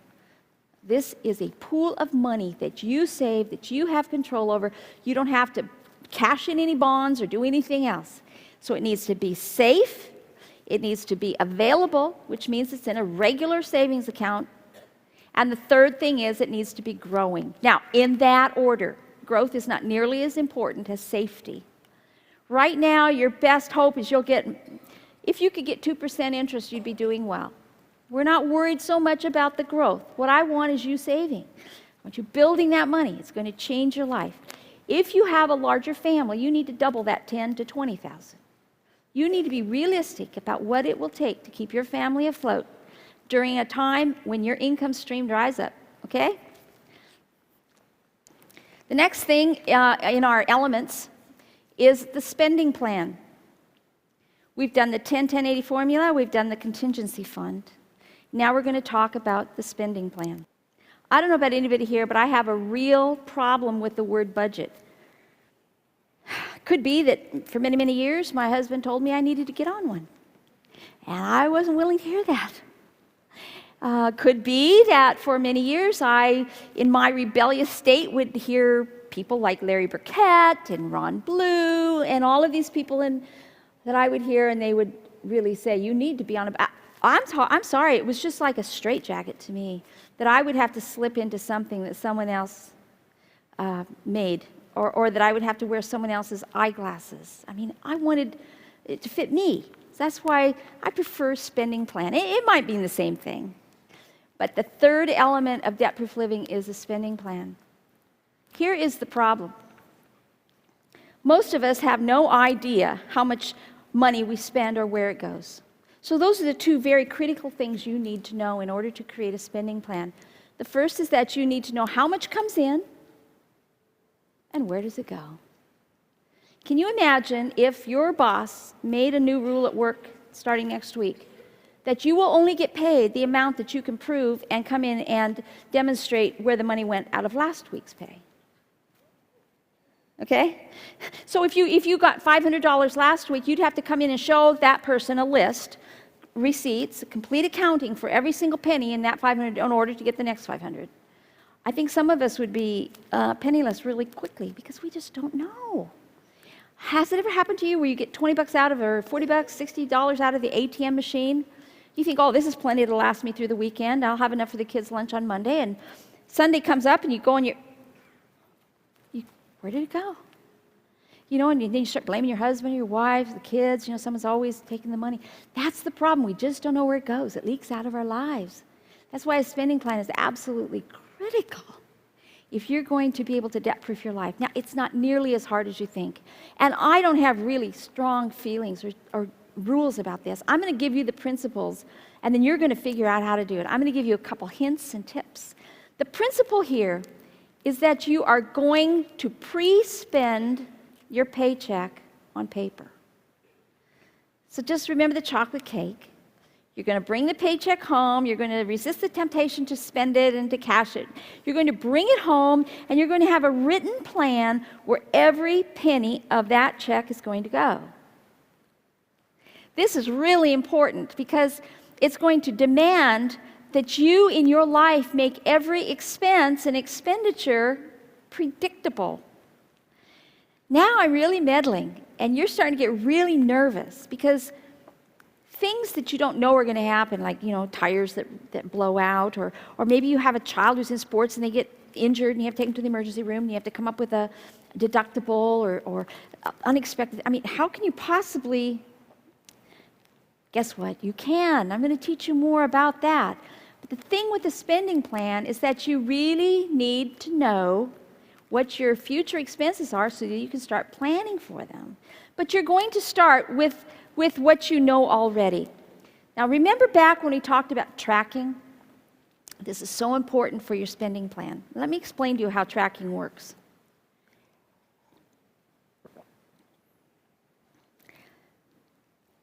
If we do this right, starting tomorrow morning, no, maybe we should start today. Oh, you can be the judge. From now on, you are going to write down, I know it's a pain. You're going to hate me for a few days, but you'll get used to it. You're going to write down every time you spend money. And I'm talking about if you're husband and wife, both of you do this, it'd be great. If only one of you will do it, it'll only be half as great, but you should still do it. Every time you spend any money at all, I mean any money, whether it's with plastic, which I would prefer you didn't, but if you write a check, if you do an online bill pay, if you buy something on the internet, any time that you spend money, you're going to write down two things: what for and how much. Okay? Start out every morning. Now, I believe the best system are business cards. Everybody can find a stack of old business cards that are blank on one side. They work perfectly because they're just the right size. You can keep them in a pocket. You don't feel strange at the grocery store if you just jot down really quick before you leave, that kind of thing. But all you're going to do at the top of the card, you put today's date, and then you write down what you spent. How much, what for, and how much. Just those two things. Don't add it up. If there are two of you, you husband and wives are doing this, at the end of the day, you come home, you have a central location. I suggest a drawer or a folder. Throw them in there. Now, here's the temptation. You're going to want to look at what your husband put down there, and you're going to want to do a little commentary. No, we're just tracking. We are doing a diagnostic situation here. We're trying to figure out where your money goes. Okay? Tomorrow, you're going to do the same thing. The next day, you're going to do the same thing. At the end of 30 days, you should have 30 little cards in there. Some of them are going to be blank. Some of you really can get through a day without spending. I know that sounds almost impossible. But I'll tell you what's going to happen. Day 1, day 2, you are going to just, this is so stupid. I'm not going to do this. This is ridiculous. It takes time. I forget. Or you'll say, I'll just do it at night when I get home. I'll just remember. No, you won't. You won't remember. And you won't do it. I can tell you that. If you were going to do that, you would have probably done it already. You have to do it as you spend. So day 1, 2, day 3, you're warming up to me a little bit. Well, it's maybe okay. Day 4, you're going, oh my goodness. See, I haven't asked you to change your spending habits at all, have I? But that's what's going to happen. I can predict it right now. You're going to go Starbucks, third time today? I don't think so. I don't want to write it down. A couple more books, DVDs, online? No, probably not. Up till now, no one's known you were doing it. It just kind of slips on the credit card. No one seems to know. And all of a sudden, it's like spotlights are coming on the way you spend your money. But something else is happening is you're actually figuring out how you spend your money. So at the end of 30 days, all right, this is the hardest part. I'm going to warn you right now, this is really hard, but you can do it. And it's real important that you do it. You get these cards out. Now, some of you don't want to do it a week at a time. That's fine. I just like the month because a month gives us a more overview of our pattern of life. Even though a month isn't always going to be the same because we have expenses that happen not always every single month. So you're going to get them out. You're going to lay them all out there. Now, you do this together if you're married. If you're alone, this is one of the reasons that you like being single because you aren't accountable to anybody, right? I know all you single people are saying, yeah, but if you're married, you've got twice as much income. Then all you married people are saying, yeah, but if you're single, you don't have to pay for that other person's stuff. And you can make your own decisions. So see, everyone thinks someone else has got it better. Both of you have got it just exactly the way it's supposed to be right now. So anyway, you get these things out. You're going to go through and you're going to start seeing patterns. Oh yes, we are creatures of habit. You're going to see, a lot of food. I'm warning you right now. You will not believe how much money you spend on food. You've got your groceries, diners, drive-ins, donuts, coffee, lunches, kids' lunches, business lunches, restaurant meals, dinners out, church dinners, all kinds of things. So I'm suggesting right now that you divide food into 3 categories or you're going to just drive yourself nuts. Groceries. This is raw ingredients that you buy. I don't mean raw like produce, but I mean ingredients that you buy at the grocery store to come home and to fix, to eat at home. That's groceries. Then you've got restaurant meals out, where you actually have a tip. Then you've got your fast food. I think if you do those 3 categories, you'll be good. So you go through all of your little notes, and everybody ponies up here and fesses up, and yes, this is how much money. You come up with how much we spend in here and here and here. You add them up and you multiply by 12, okay? Now you go on to the next one. Electricity. That's probably going to be close to the same every month, but go ahead. Write it down. How much do we spend on electricity? Multiply it by 12, go on. You're going to come up with probably 15 to 20 categories. I don't want you to do more than that, or things will be so confusing for you, you will go nuts. Fewer than 15, and you won't have a good picture. It'll be way too vague. Okay? The reason we're multiplying by 12 is I want you to get your spending in line with your fabulous annual income. See, we're crazy. We're really funny human. When we think about our annual income, what do you quote to yourself? Your annual gross, right? Oh, I make $75,000 a year. I can't have a $4 cup of coffee? That seems like no-brainer. Oh, but let's get that into perspective. You're having that $4 cup of coffee every single day. I think that's about $28 a week. What's that? Like 100 and come on, Denise. What is that? Like over $100 a month, right? Well, in my book, that's $1,200 a year. Now let's look at your $75,000 income. How much of that do you bring home? Maybe 60 if you're lucky. So $12,000 compared to 60 is a whole lot different than $4 compared to $75,000. So see what we're doing, we're getting this into perspective. Some of you are going to say, oh, I don't need to drink coffee there. I can make it at home. Bingo. See, I'm holding up a light and a mirror. I'm showing you. I'm not telling you what to do. But we've got an awful lot of solutions at Dpl Living because this is what we're all facing now. Ways that we can get our spending in line with our income so that our spending is far less than our income. So you're going to go through this all the way through. You're going to do these categories. You're going to be shocked out of your mind. And then you're going to actually, well, let's go back this. Once you get this like here, and then you add it all up monthly, not the annual, you need to do that too, but just the monthly. How much did we spend in 1 month? Compare it to your average monthly income, which in Dpl Living book, I give you all the formulas to figure this out. It's very important that you know what your average monthly income is, because that's how you need to, that's what's in your blue circle. Some of you are on commission sales. You're way out of touch here, because when you get a big month, you think that's your regular income. You're not taking into account when you have a really lean month. So we want to get these averages. So what you've got here now, you've got all this stuff for 1 month. You've got a new month coming along. Now you're going to come up with your spending plan. Up till now, you've been spending record, spending plan. You're going to look at what you spent. Look at areas you say, we spent way too much at the grocery store. $700 for 2 people? What were we thinking? Maybe we could cut that down to $300 or $350 or whatever. I'm not going to tell you. You're going to decide this. So you have what it was. You have what is planned. Okay? Now you've got to keep track for the next month so you know how close you came to your plan. You might say fast food on our income. We have no room for fast food anymore. We're going on a fast food fast for the next month. No more fast food. Well, do it if you want. It's a great idea. You will not starve. I can promise you that because of all those other things you're eating. But see, you are in charge here. You are creating a spending plan that fits you exactly. Some of you have enough income for great enrichment for your children. Dance classes and soccer and all of those kinds of things. Do you really know what it's costing you, though? Are you really prepared to take that much of your annual income to devote to that? It's your decision. Whatever it is, you've got to make a plan for next month. You know what your mortgage payment's going to be, or if you pay rent, you know what that's going to be. You know what your car payment's going to be. You can pretty much figure out what your gasoline should be. Write it down. This is your spending plan, okay? Then you keep tracking, and then come to the end of the month. Then you look at what you planned as opposed to what you did, and you're constantly comparing your actual spending to your planned spending. Listen, folks, this is nothing really new. I mean, businesses do this all the time.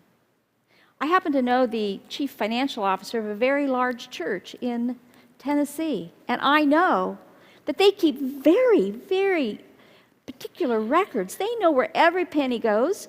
They know what they can plan on receiving in. They know when lean times come, what they should do. That's how a business operates. You have a little business here. You have not been treating it like a business.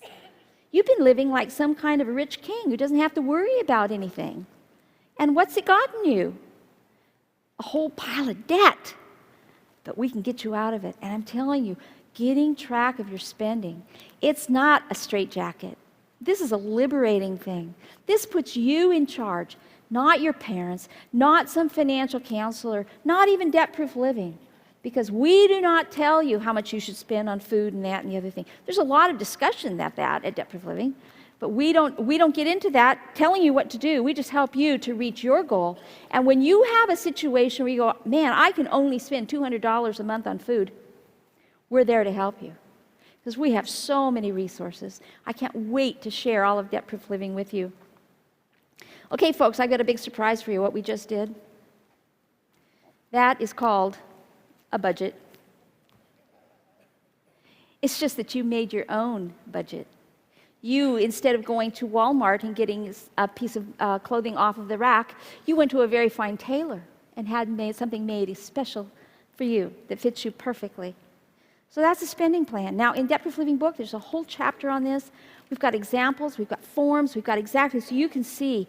I would suggest you take a little time to read that chapter. It's not hard reading at all. It was written by me. I write very, very simply. But it's a concept that might be new to you, and I want you not to be fearful of jumping in. And I say today would be a great day to do it. You've got some paper right in front of you. You can record your spending today, and you will be on your way to making a spending plan. The fourth element of debt-proof living, this might be my favorite, maybe my second favorite. I'm not certain, but for right this minute, it is my absolute favorite. It is called the Rapid Debt Repayment Plan.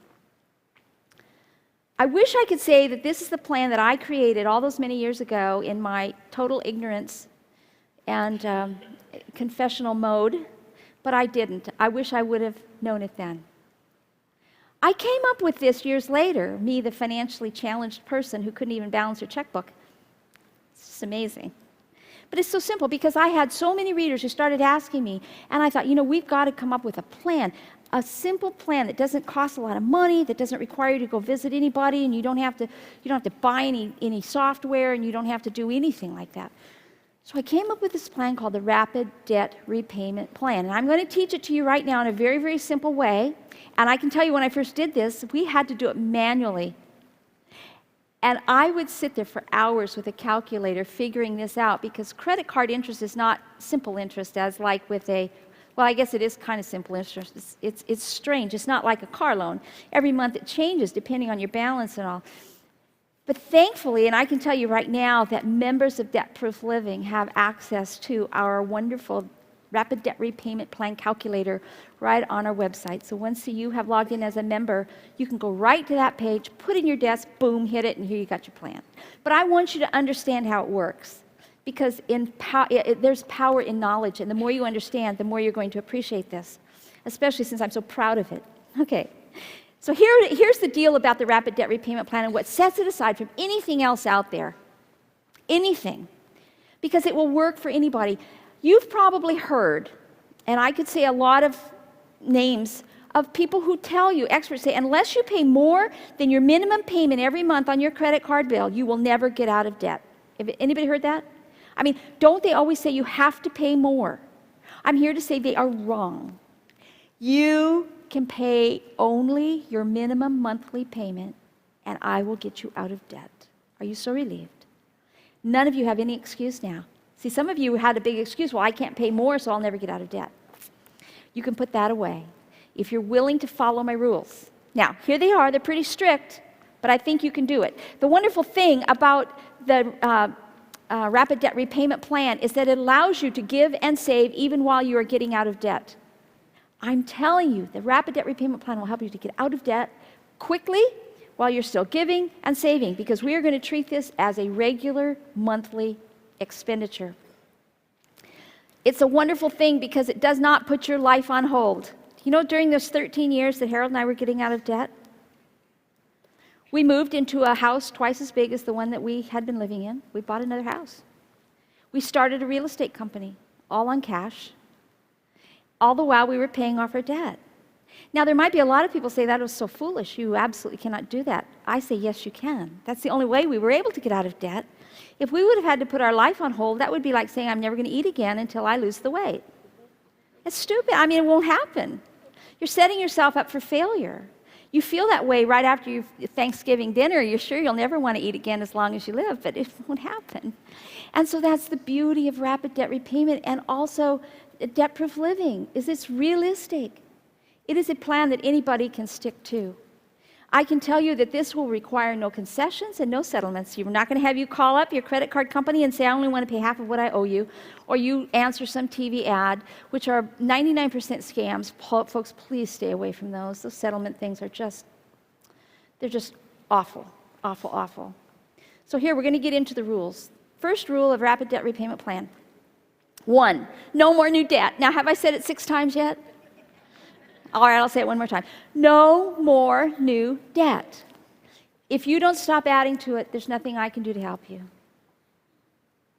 But if you will commit to adding no more new debt to your credit card mess, I can get you out of debt. All right, everyone with us on the first rule? Second rule is that you're going to fix your current minimum monthly payments. Now, that doesn't mean what you think. It means that you are going to set them at what they are right now, okay? If you've got a Visa bill for $1,000 and you have to pay $34 this month on that bill, what's going to happen next month if you don't put anything new on it? You pay the $34. What's going to happen next month to your payment? It's going to go down. These are called falling payments. Credit card companies work on the falling payment because the payment is a percentage of your outstanding balance. And you know there's a reason for that. They don't want you to get out of debt. They want the payment to keep going down as the balance is because they know you will soon tire of that. And you say, oh, my balance is low. And then how many of us keep doing that? And it keeps higher and higher and higher. And so they don't want you to do that. A fixed payment, as you know from mortgages, is the same amount every single month. So that's what you're going to do with your credit card debts, okay? Fixed the payments, whatever they are. If you can pay them this month, I'm telling you something, you can pay it next month, and next month, and next month, and next month. This is very, very important key that you're going to fix the payments. As you go to the Rapid Debt Repayment Plan calculator on our website, you will get a choice as you input your debts. Is it fixed or falling?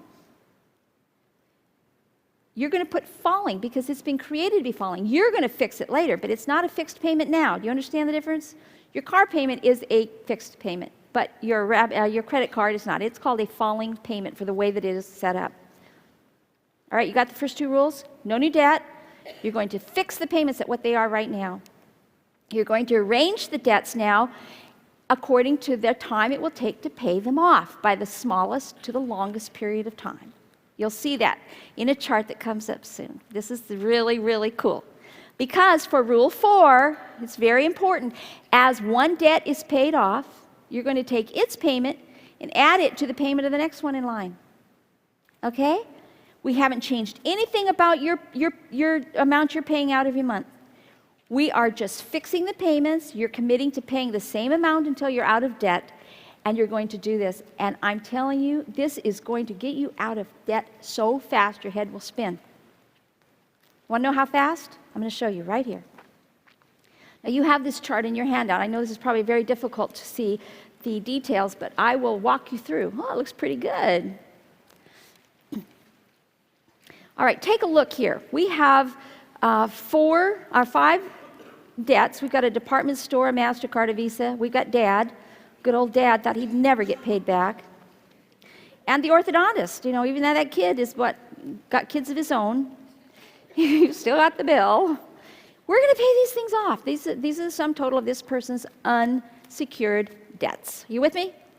Your list might look a lot shorter, it might look a lot longer, but this is going to work nonetheless. It's going to work just the same. In the next column, we have the current balances, and you will see that they are not necessarily in order. That's okay. They are in order according to the way they will be paid off. The calculator figures this out for you. Then we have the interest rate. Now, in the next columns, these are monthly payments. As I told you, we're going to fix the payments at what they are right now. So in the first month, the minimum monthly payment for this situation was $25 to the department store, $55 to MasterCard, $40 to Visa, $100 to Dad. He's so excited. And I've got to step back. $80 to the orthodontist. The orthodontist has been wondering where you've been. They're going to be so surprised to hear from you. And this is fantastic because you have made a commitment to get out of debt. Now, here is a very, very important thing. Oh dear, I got so wrapped up. I've got to move ahead here. Here's our balances. This is the most important thing here. See how that adds up to a cool $300? Just by chance it's even. Your number might be a whole lot different, and it'll be an odd number. You add up, what is the sum total of my current minimum monthly payments? That my fixed payments I'm going to pay every month. See that $300 for these people, something that was nebulous and changed every single month and thought that they couldn't keep up with, now has become a fixed payment. It's like the mortgage, it's like the rent, it's like the car payment. They know every single month they have an obligation of $300 to their rapid debt repayment plan. This is key. This works with our brains that want things nice and tidy. These people have committed $300 a month until they are completely out of debt. Look what happens after only 3 months. That first debt is paid off. Now, I have to tell you that this is a real, true example. It's kind of old, but it just cracked me up because this lady sent this in, and I figured it out for her. And I called her up, and I said, there's got to be a mistake here. You owe $71 to a department store. She goes, yes. And your payment is $25, yes.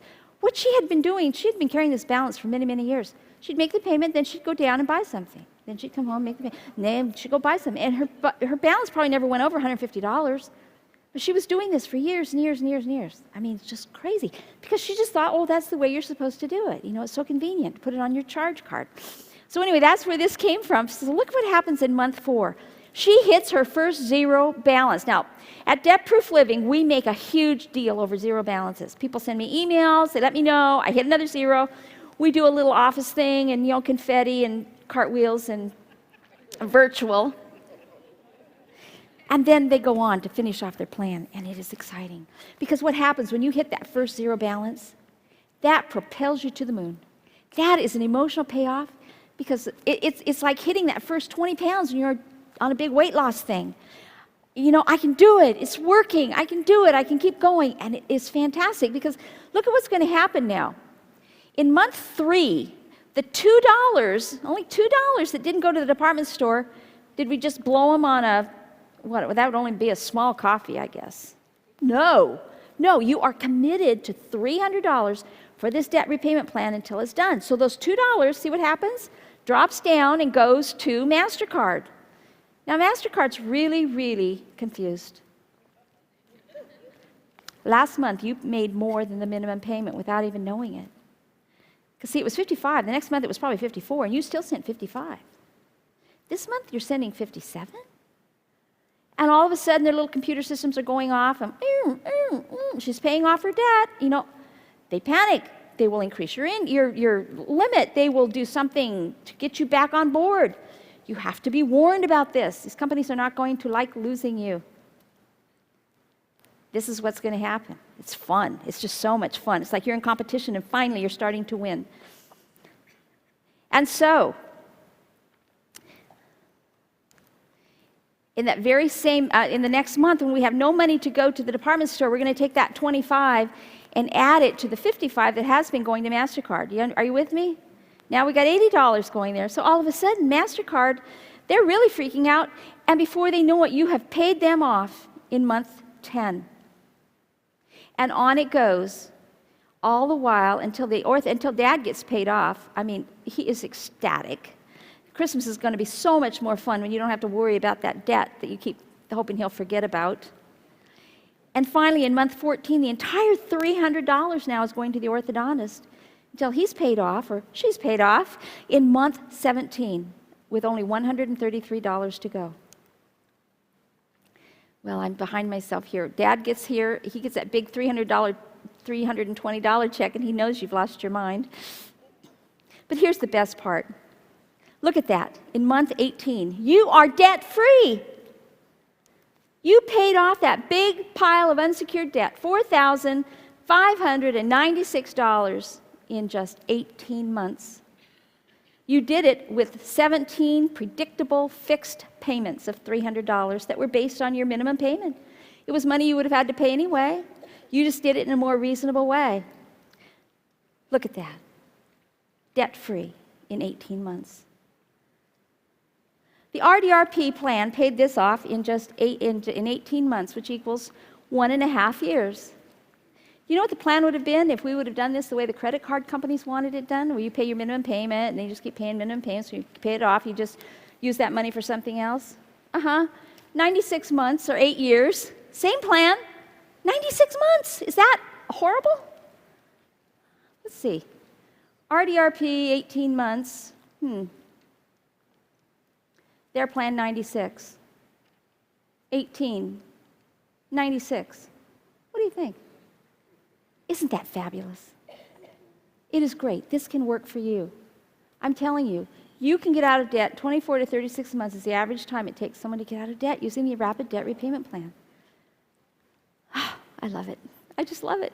But I'm not sure if I love it more than element number 5, which is the freedom account. Wow. I had a stroke of genius the day I thought about this. Sorry, I'm just so proud of it. This is what the freedom account does.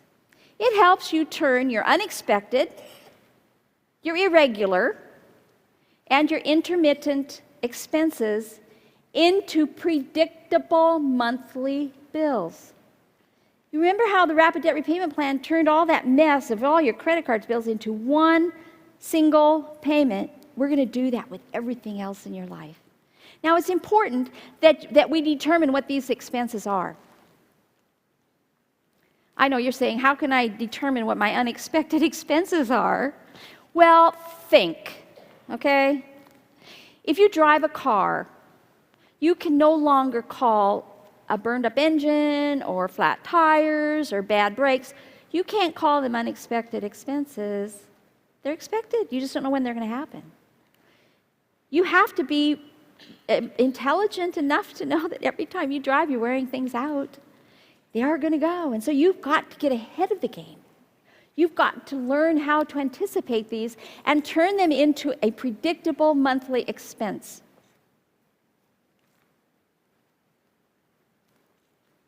There are statistics out there, and it's going to be a little bit of a challenge for you to come up with this, but it's fun. And the book has a whole chapter on how to do this. I'm going to give you the Cliff's Notes version. You're going to start thinking about the challenges that you have. Now, I'm going to throw some out, and I bet you that you'll agree with me. Clothing is not a fixed monthly expense in most people's budgets. In fact, I don't know anybody in my whole life before I taught them the Freedom Account who actually anticipated clothing expenses. Now, some of you may, and you are brilliant if you do. But here's my point. No one does it, but look how well you're dressed. I mean, where do these clothes come from? Do you use the grocery money? Do you just write it out of the checkbook? Do you just randomly put it on a card? I don't know what you do. We're going to stop that because you have to get a handle on clothing. So clothing, I would say, is probably a very good item for your Freedom Account. The Freedom Account is only for things that do not happen every month. Okay? Very important. If it happens every month and you can predict it's going to happen every month, your phone bill, your cell phone, it may not be always the same amount, but you know you're going to get that bill, that's not for your Freedom Account at all.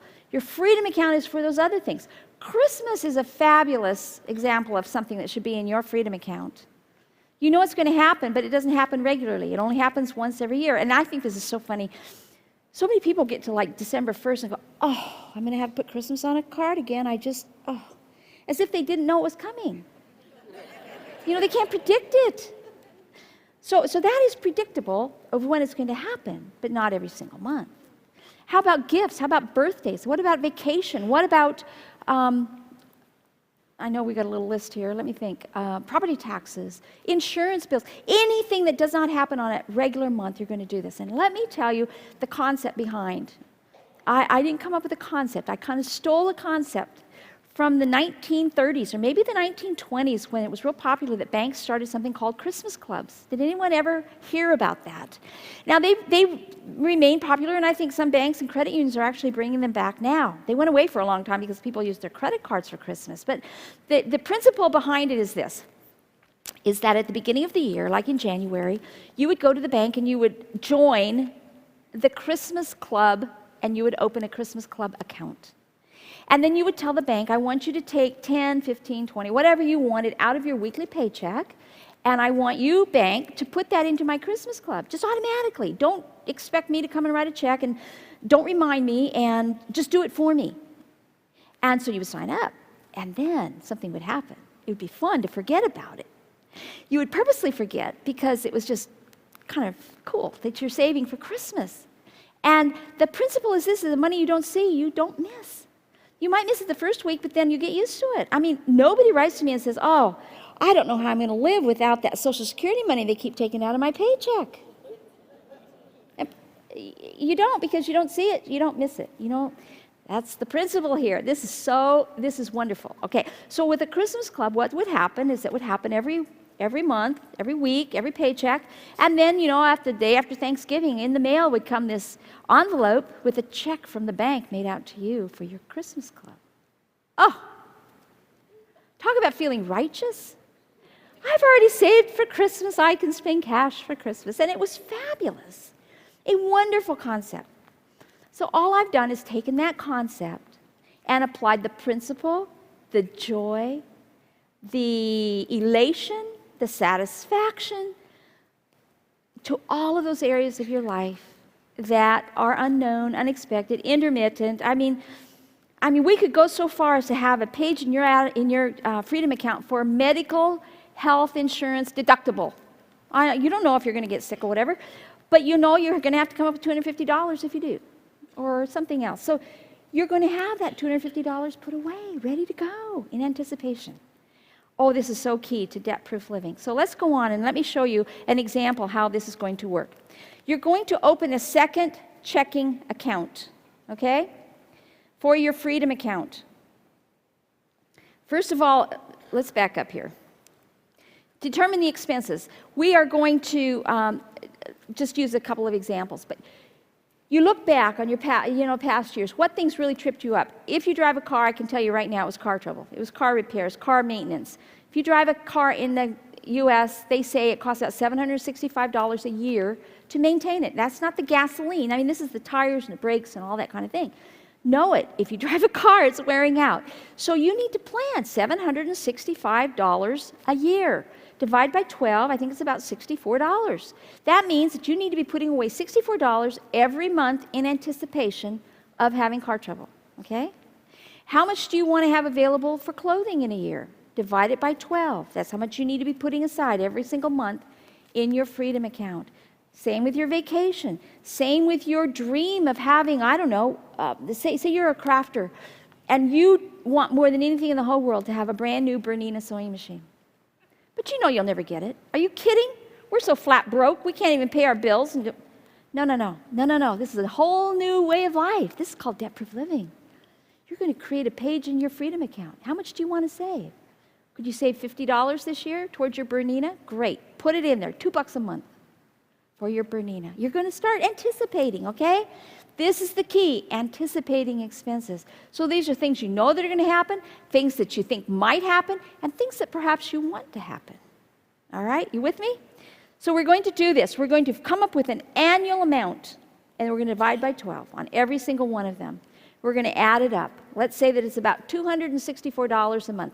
Yours might be $1,200 a month. You might be able to only start with one item in your Freedom account, and it's only $10 a month. That's fine. You're going to set it up. We're going to do this. It's going to change your life. Now you're going to open up that second checking account. You're going to go down there, and I would say the bank or credit union where you already do business, that's fine, but it has to be a separate account. I know that some of you are real good with online savings, and you can use that in a way, but it has to be a separate account if you want it to work. I've tried it in many, many ways, and this is the one that works. All right. Remember, you've got two things now. You know how much you're going to put aside each month. In our example, it's going to be $264. You know now you're going to go get a separate checking account. Have it imprinted, Freedom account of Julie Jones, and you're going to feel so fabulous because it's just so wonderful. You are creating your own financial freedom, even though you're deeply in debt. Yes, you have to do this now. Because you know what's going to happen if you don't do the contingency fund, if you don't do the Freedom account while you're in debt? You're going to come upon an emergency. I can tell you right now, your car's going to break down. I can tell you that Christmas is coming. There's going to be a wedding you have to go to. You're going to have to attend a funeral, some other state, city. And you're going to feel so defeated. You'll say, I have to put it on credit card. I don't have any other choice. And there you'll be back on that treadmill. You'll be doing your time, and you'll go to your grave in debt. This is why this is so important. This is your ticket out of that way of life. As you open this second checking account, while you're there, you're going to tell the bank, remember they work for you, I want you to automatically deposit $264 from my regular account into my Freedom account one day each month. I'm telling you what day I want it done. You know, have it 3 or 4 days after payday, put it over there, and you say, I want you to do this every single month. And then you better remember, because they're not going to forget, you've got to treat this as a brand new, predictable monthly expense. It's like your rapid debt repayment plan, $300, Freedom account, $264.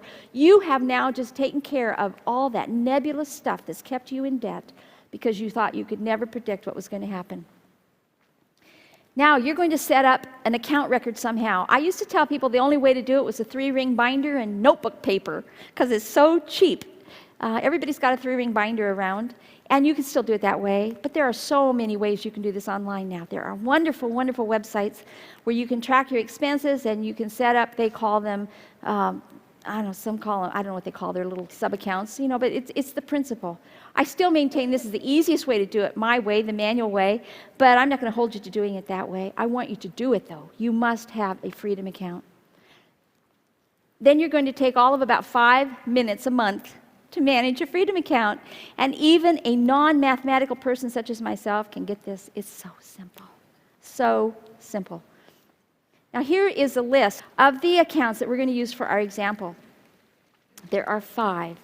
There's an auto maintenance repair in our sub-account. It's $765 a year divided by 12 is $64 per month. We're going to put into the Freedom account. Life insurance, you know, some premiums are paid only annually, and that can really trip you up if you're not planning for that. But that's not going to happen anymore because you're going to be putting away $12 every month. I'm sorry, $44 a month, which is $520 divided by 12. Same for clothing. This person doesn't spend much, but I guess that's, you know, maybe a single person or a very savvy shopper with a big family, $40 per month.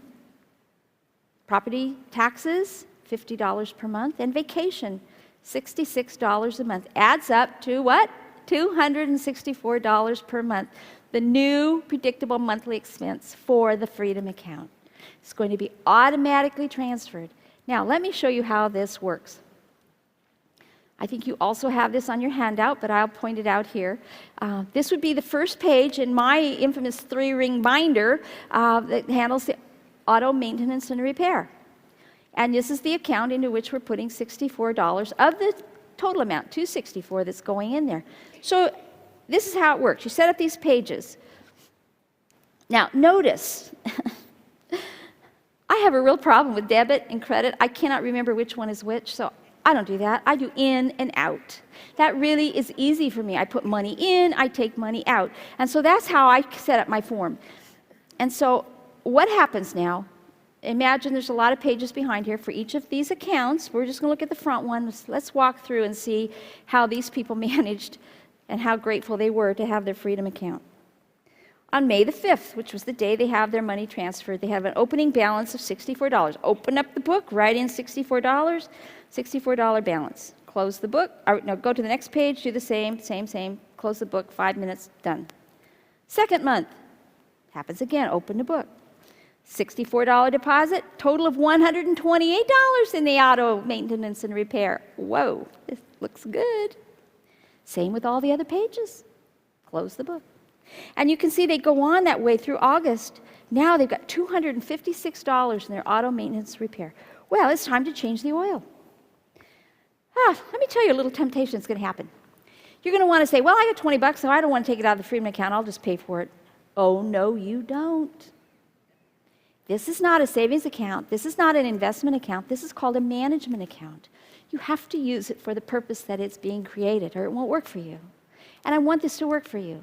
So you take your new Freedom account checking account, checkbook, and you go down to Jiffy Lube and Tune, and you have them change the oil.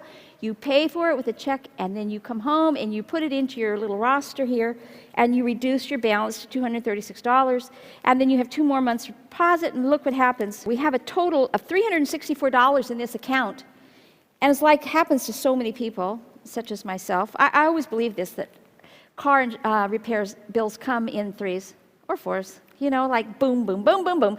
And you really think, I cannot endure this. I have no money, I have no credit, my car is falling apart, I better go buy a new car. You know how many people say that? No, that's not going to happen anymore, because look what happened. I mean, they took this thing down to, $46 in that account, but who cares? The bank knows there's a lot more money, because remember, this account has all of the accounts in it, so it doesn't matter that this one gets down low. That's what it's there for. And I'm telling you, these people who had all those car repairs in that very same week, did it blow their attitude? No, they got their freedom account. Did it argue over what they were going to have to do to get the money to pay? No, not at all. All of a sudden, harmony at home. Joy because we can actually shop for tires, not go to the only place that'll take our credit card. I mean, did you ever think you'd get excited about car maintenance and repair? You will now that you have a freedom account. Okay, so we're just going to keep doing that. And we've got all these pages in this book. You get in the picture here? However you do it, you're going to do that. You're going to make these sub-accounts. That's what we call them, the freedom account sub-accounts. And you're going to keep them in a book. And I'm telling you something. I think that you're going to decide the freedom account is your favorite. Although I think the rapid debt repayment is still mine. We'll vie over that. Let me tell you something. Money in the bank changes everything. Just look at that. This is what's freedom. Look at that at the end of the year. They still have $423. This is several years on here. This is a management account. It will absolutely change your life. Okay, we have gone through the 5 elements of debt-proof living. Let's review. Remember, you have to hear it 6 times. 10-10-80 formula. You're going to give away 10%. You're going to save 10%. And I can tell you that miraculous things are going to happen, because you're going to find that 80% is going to go farther than you could ever make 100% go in the past. That's the promise I have for you. The second element is the contingency fund. You're going to start putting that 10% that you're saving into the contingency fund until you reach a level that is equal to 6 months that you could pay without any paycheck, where you become your own boss for 6 months and are able to pay yourself. Are you with me? The third element is the rapid debt repayment, is the spending plan. Sorry, the third element is the spending plan. You're going to start pre-spending your money. You're going to start tracking your expenses. Yes, it's going to take time, but guess what? Your life, your personal economy, you need to start rebuilding your economy right now, and that's how you're going to do it. You're going to put yourself on a spending plan. Don't ever call it a budget unless you want to feel like you're in a straitjacket. The fourth element, of course, is the rapid debt repayment plan. You're going to get out of debt in record time based on your current minimum monthly payments, which is just absolutely miraculous. You're going to use the rapid debt repayment plan calculator at our website if you are a member. And with that, it comes with a manager as well. So every month you just go put in your payments as you make them, and it gives you the exact day that you're going to be debt-free. It is so cool. You're going to absolutely love that. The last element, of course, is the freedom account. Now, let me tell you, I have a little surprise. You don't have to use your 3-ring binder anymore, because just recently we have added to the website for members only the Freedom Account Manager. You can do it right online. It will keep it encrypted. It is completely passcode protected. Your information is there. You can keep track of your Freedom account, all of your sub-accounts, and it keeps it. It's just so easy. And you know that as a member of Debt Proof Living, you have this access where you can keep your Freedom account. And no, I can't look at it, and I wouldn't look at it. It's totally your private information, but it takes the principles of Debt Proof Living and allows you to keep it right there on the website. So now I know what you're thinking. Well, what do I do with the 10% savings once I reach my contingency fund goal? Oh, I was hoping you would ask. Because we have what we call the savings levels. I promised you this would work from now until the day you die. Whether you go through great wealth, whether you go through great challenge, this is a plan and a program you only have to learn once. It's the last money management system you will ever have to use. And that's because of what we call the savings levels. Now let's look at this. Remember this edge thing? Not only have I stepped back from the edge, I have now built this wall of protection. This is a huge, strong wall that even if a storm comes, I'm not going to get thrown off over the cliff. Because the bottom, the very first level 1 is you are going to build your contingency fund, and I put $10,000 here as the minimum you really need to shoot for. But you need to decide for yourself, because remember, you are in charge of your own money now. You are a certified money manager, because I'm telling you that you are. You have all the information that you need. Once you reach that goal, you take that 10% that you were putting into the contingency fund, you are now going to become a benefactor for your freedom account. Now, I know this is a little confusing.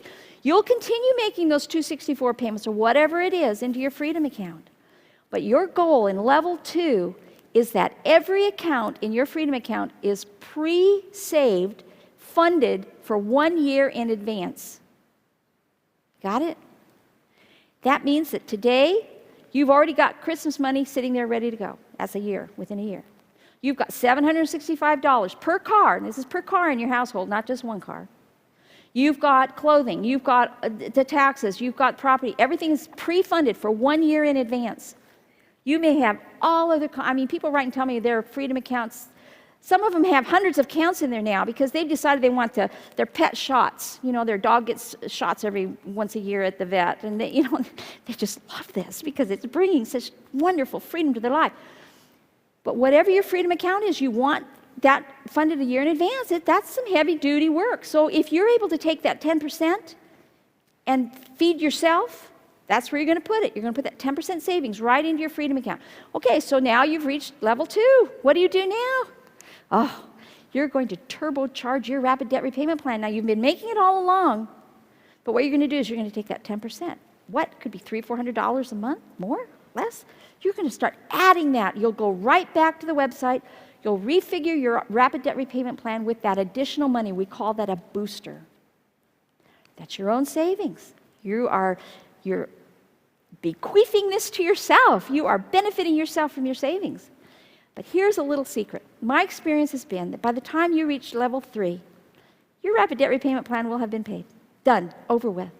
And so then you can immediately go to level 4, which is, this is the goal. This is called financial freedom. This is when you are ready for emergencies. Your unexpected expenses and irregulars are funded 1 year in advance. You have absolutely no unsecured debt. You are in a fabulous, beautiful position now where you are able to build wealth. You may want to start repaying your mortgage rapidly. This might be the time you want to get rid of that mortgage. I say fabulous. Fabulous. Get rid of it if you find that in your plan. You may want a real serious investing program at this time. That would be the time. You dare not do that before your wall is built, though, because investing is very risky. We've all learned this. You want to make sure that this is happening. Now, let me tell you what will happen here. If, let's say you do lose your job, you don't panic, you've got your contingency fund. But you know what's going to happen? You're going to deplete it quite quickly if you use it to live on. That means that you have to immediately return yourself to savings level number 1. No problem. You know how to do that. Instead of putting your savings now to repay your mortgage, you drop down and you start building your contingency fund back because you've borrowed that money from yourself. You need to restore it. If your freedom account gets behind, then you know how to do this now. You understand the savings levels are absolutely key to this. I want to show you how debt-proof living, these new concepts and mindsets are going to apply to your life, things that are happening right now. And I've got some questions from some readers, too, that I hope that I could answer, and we'll do the best we can. So fasten those belts a little tighter, because we're just going to rip right through here. Debt-proof living is all about reducing your expenses so that they fit within your income. I want to offer to you a resource, and it's available to everyone. This is a daily email. Yes, I know. Every day of my life I do this. Actually, I have a syndicated newspaper column that shows up in hundreds of newspapers around the country. And what we do at Debt Proof Living is we turn this then into a daily email called Everyday Cheapskate that I send out to hundreds of thousands of people every single day. And it is how to save time and money every day. There's no charge at all. You can sign up for it at everydaycheapskate.com. And if you do, I'll see you on Monday. That is one of the resources we offer. And I liken Everyday Cheapskate to a steering wheel. It's going to help you to maneuver. It's going to give you some direction. I have people say that all I read of your stuff is Everyday Cheapskate, and I've made this kind of progress. I go, wow, that's great. However, I can tell you that debtproofliving.com, you know, if Everyday Cheapskate is the steering wheel, it's the whole car. Because that's where you're really going to get what you need, the information, the daily, the monthly newsletter that is now in its, 19th year, Debt Proof Living. Cheapskate Monthly was changed over to Debt Proof Living. You see the difference? You need them both. But I welcome you to get Everyday Cheapskate, absolutely. I want to warn you about some normal temptations that are going to happen as you leave today. Some of you are so excited to get out of debt, you can hardly wait to get to your car and get your rapid debt repayment plan going. And you have decided that you are going to skip saving to repay your debt faster. I know you, don't I? You can't do this. That is a temptation. You're going to want to do that because you're going to feel guilty. I can't save money when I owe so much. Yes, you can. You will never stop owing so much until you start preparing for unexpected expenses, for losing your job so that you can start funding yourself while you are getting out of debt. So that is a normal temptation. I hope that you will not give in to that at all. You will be tempted to take on debt in order to repay your credit card debt. You take on debt by getting a home equity loan, or you take on debt by getting another credit card or transferring balances and all that kind of nonsense that just keeps us in debt forever and ever. Folks, don't do it. You're going to be tempted. Let me just save you the trouble and the time. It won't work. You need to do this in the order, and the proper elements have to be part. It's like a puzzle. If you're missing one of these puzzle pieces, it's not going to work for you. You're going to be tempted to cash in your retirement accounts to repay your debts quickly. Please don't do that. You're going to take such a big penalty. You're going to take money out at a time when you need to have it in there growing. Just don't even be tempted to do that. You're going to be tempted to skip giving any of your money until you are out of debt.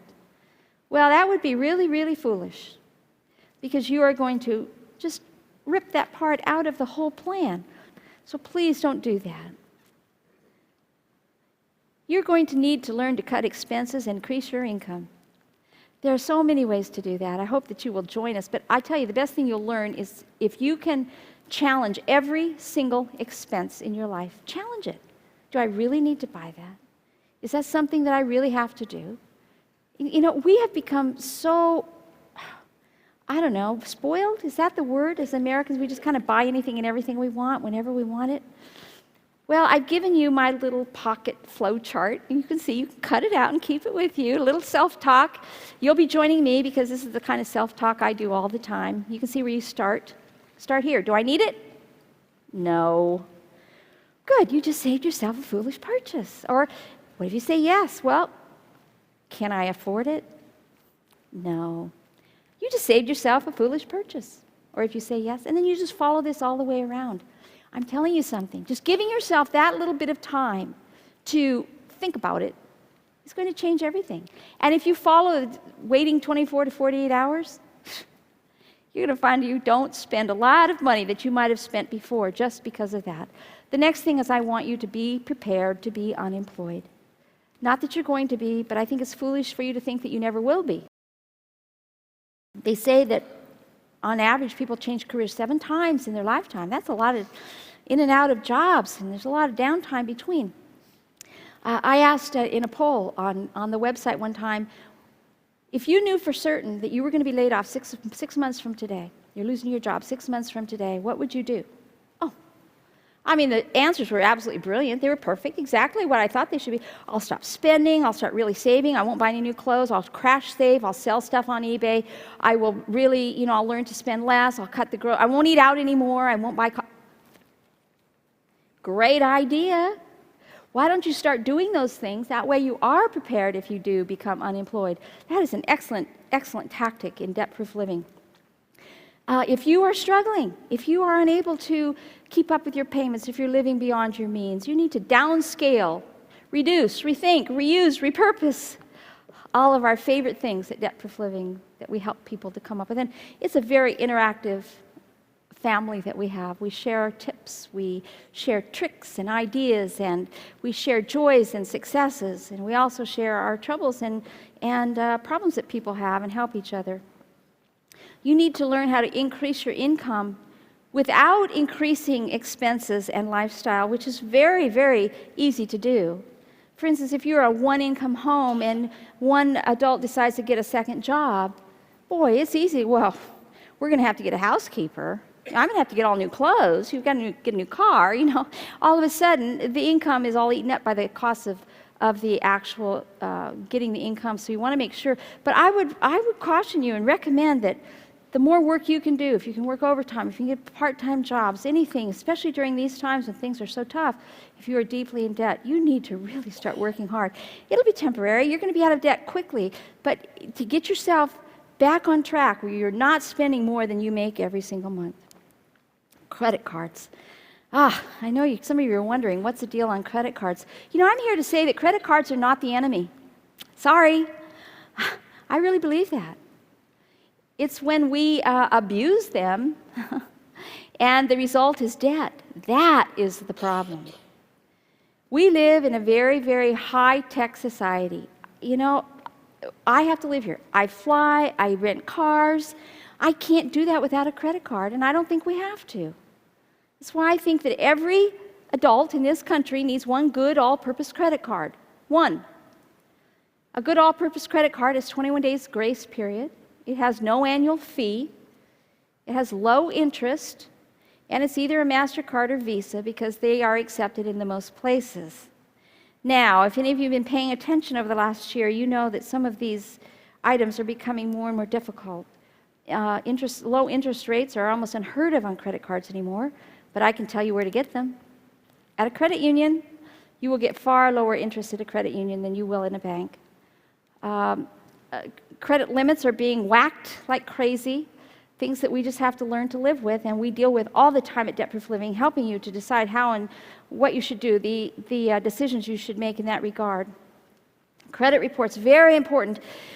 If you are 18 years or older, you need to be looking at your credit reports every few months. Every few months. A credit report is simply what lenders and others are saying about you. It's like a rap sheet, and nobody cares what they're saying except you. Estimates are over 80% of all credit reports have mistakes on them. What's on your credit report is determining how much interest you pay, if you get the job or not, what kind of insurance premiums you're paying. It's very, very important. You need to be able to do this. And I've got to tell you that negative information on your credit report is deadly, and it only falls off after 7 years. So you've got to make sure that everything on, if there's information that's not correct, you want to get it off, especially if it is negative. Positive information can be reported indefinitely. So that's the good stuff. That's okay. Here's a website you need to know about. Annualcreditreport.com is the only place, only place you can get your credit reports free. I don't care what they say on the TV commercials. It's not free. There is a charge involved. This is the only place. You get one per year from each of the big 3 credit reporting agencies. That is Experian, TransUnion, and Equifax. Stagger them, and you can get a free report every 4 months. You need to go over them. We help you do that at Debt Proof Living. Credit scores. A credit score is a snapshot of your credit report that's been funneled through a software program that spits out a 3-digit number, anywhere from 300 to 850.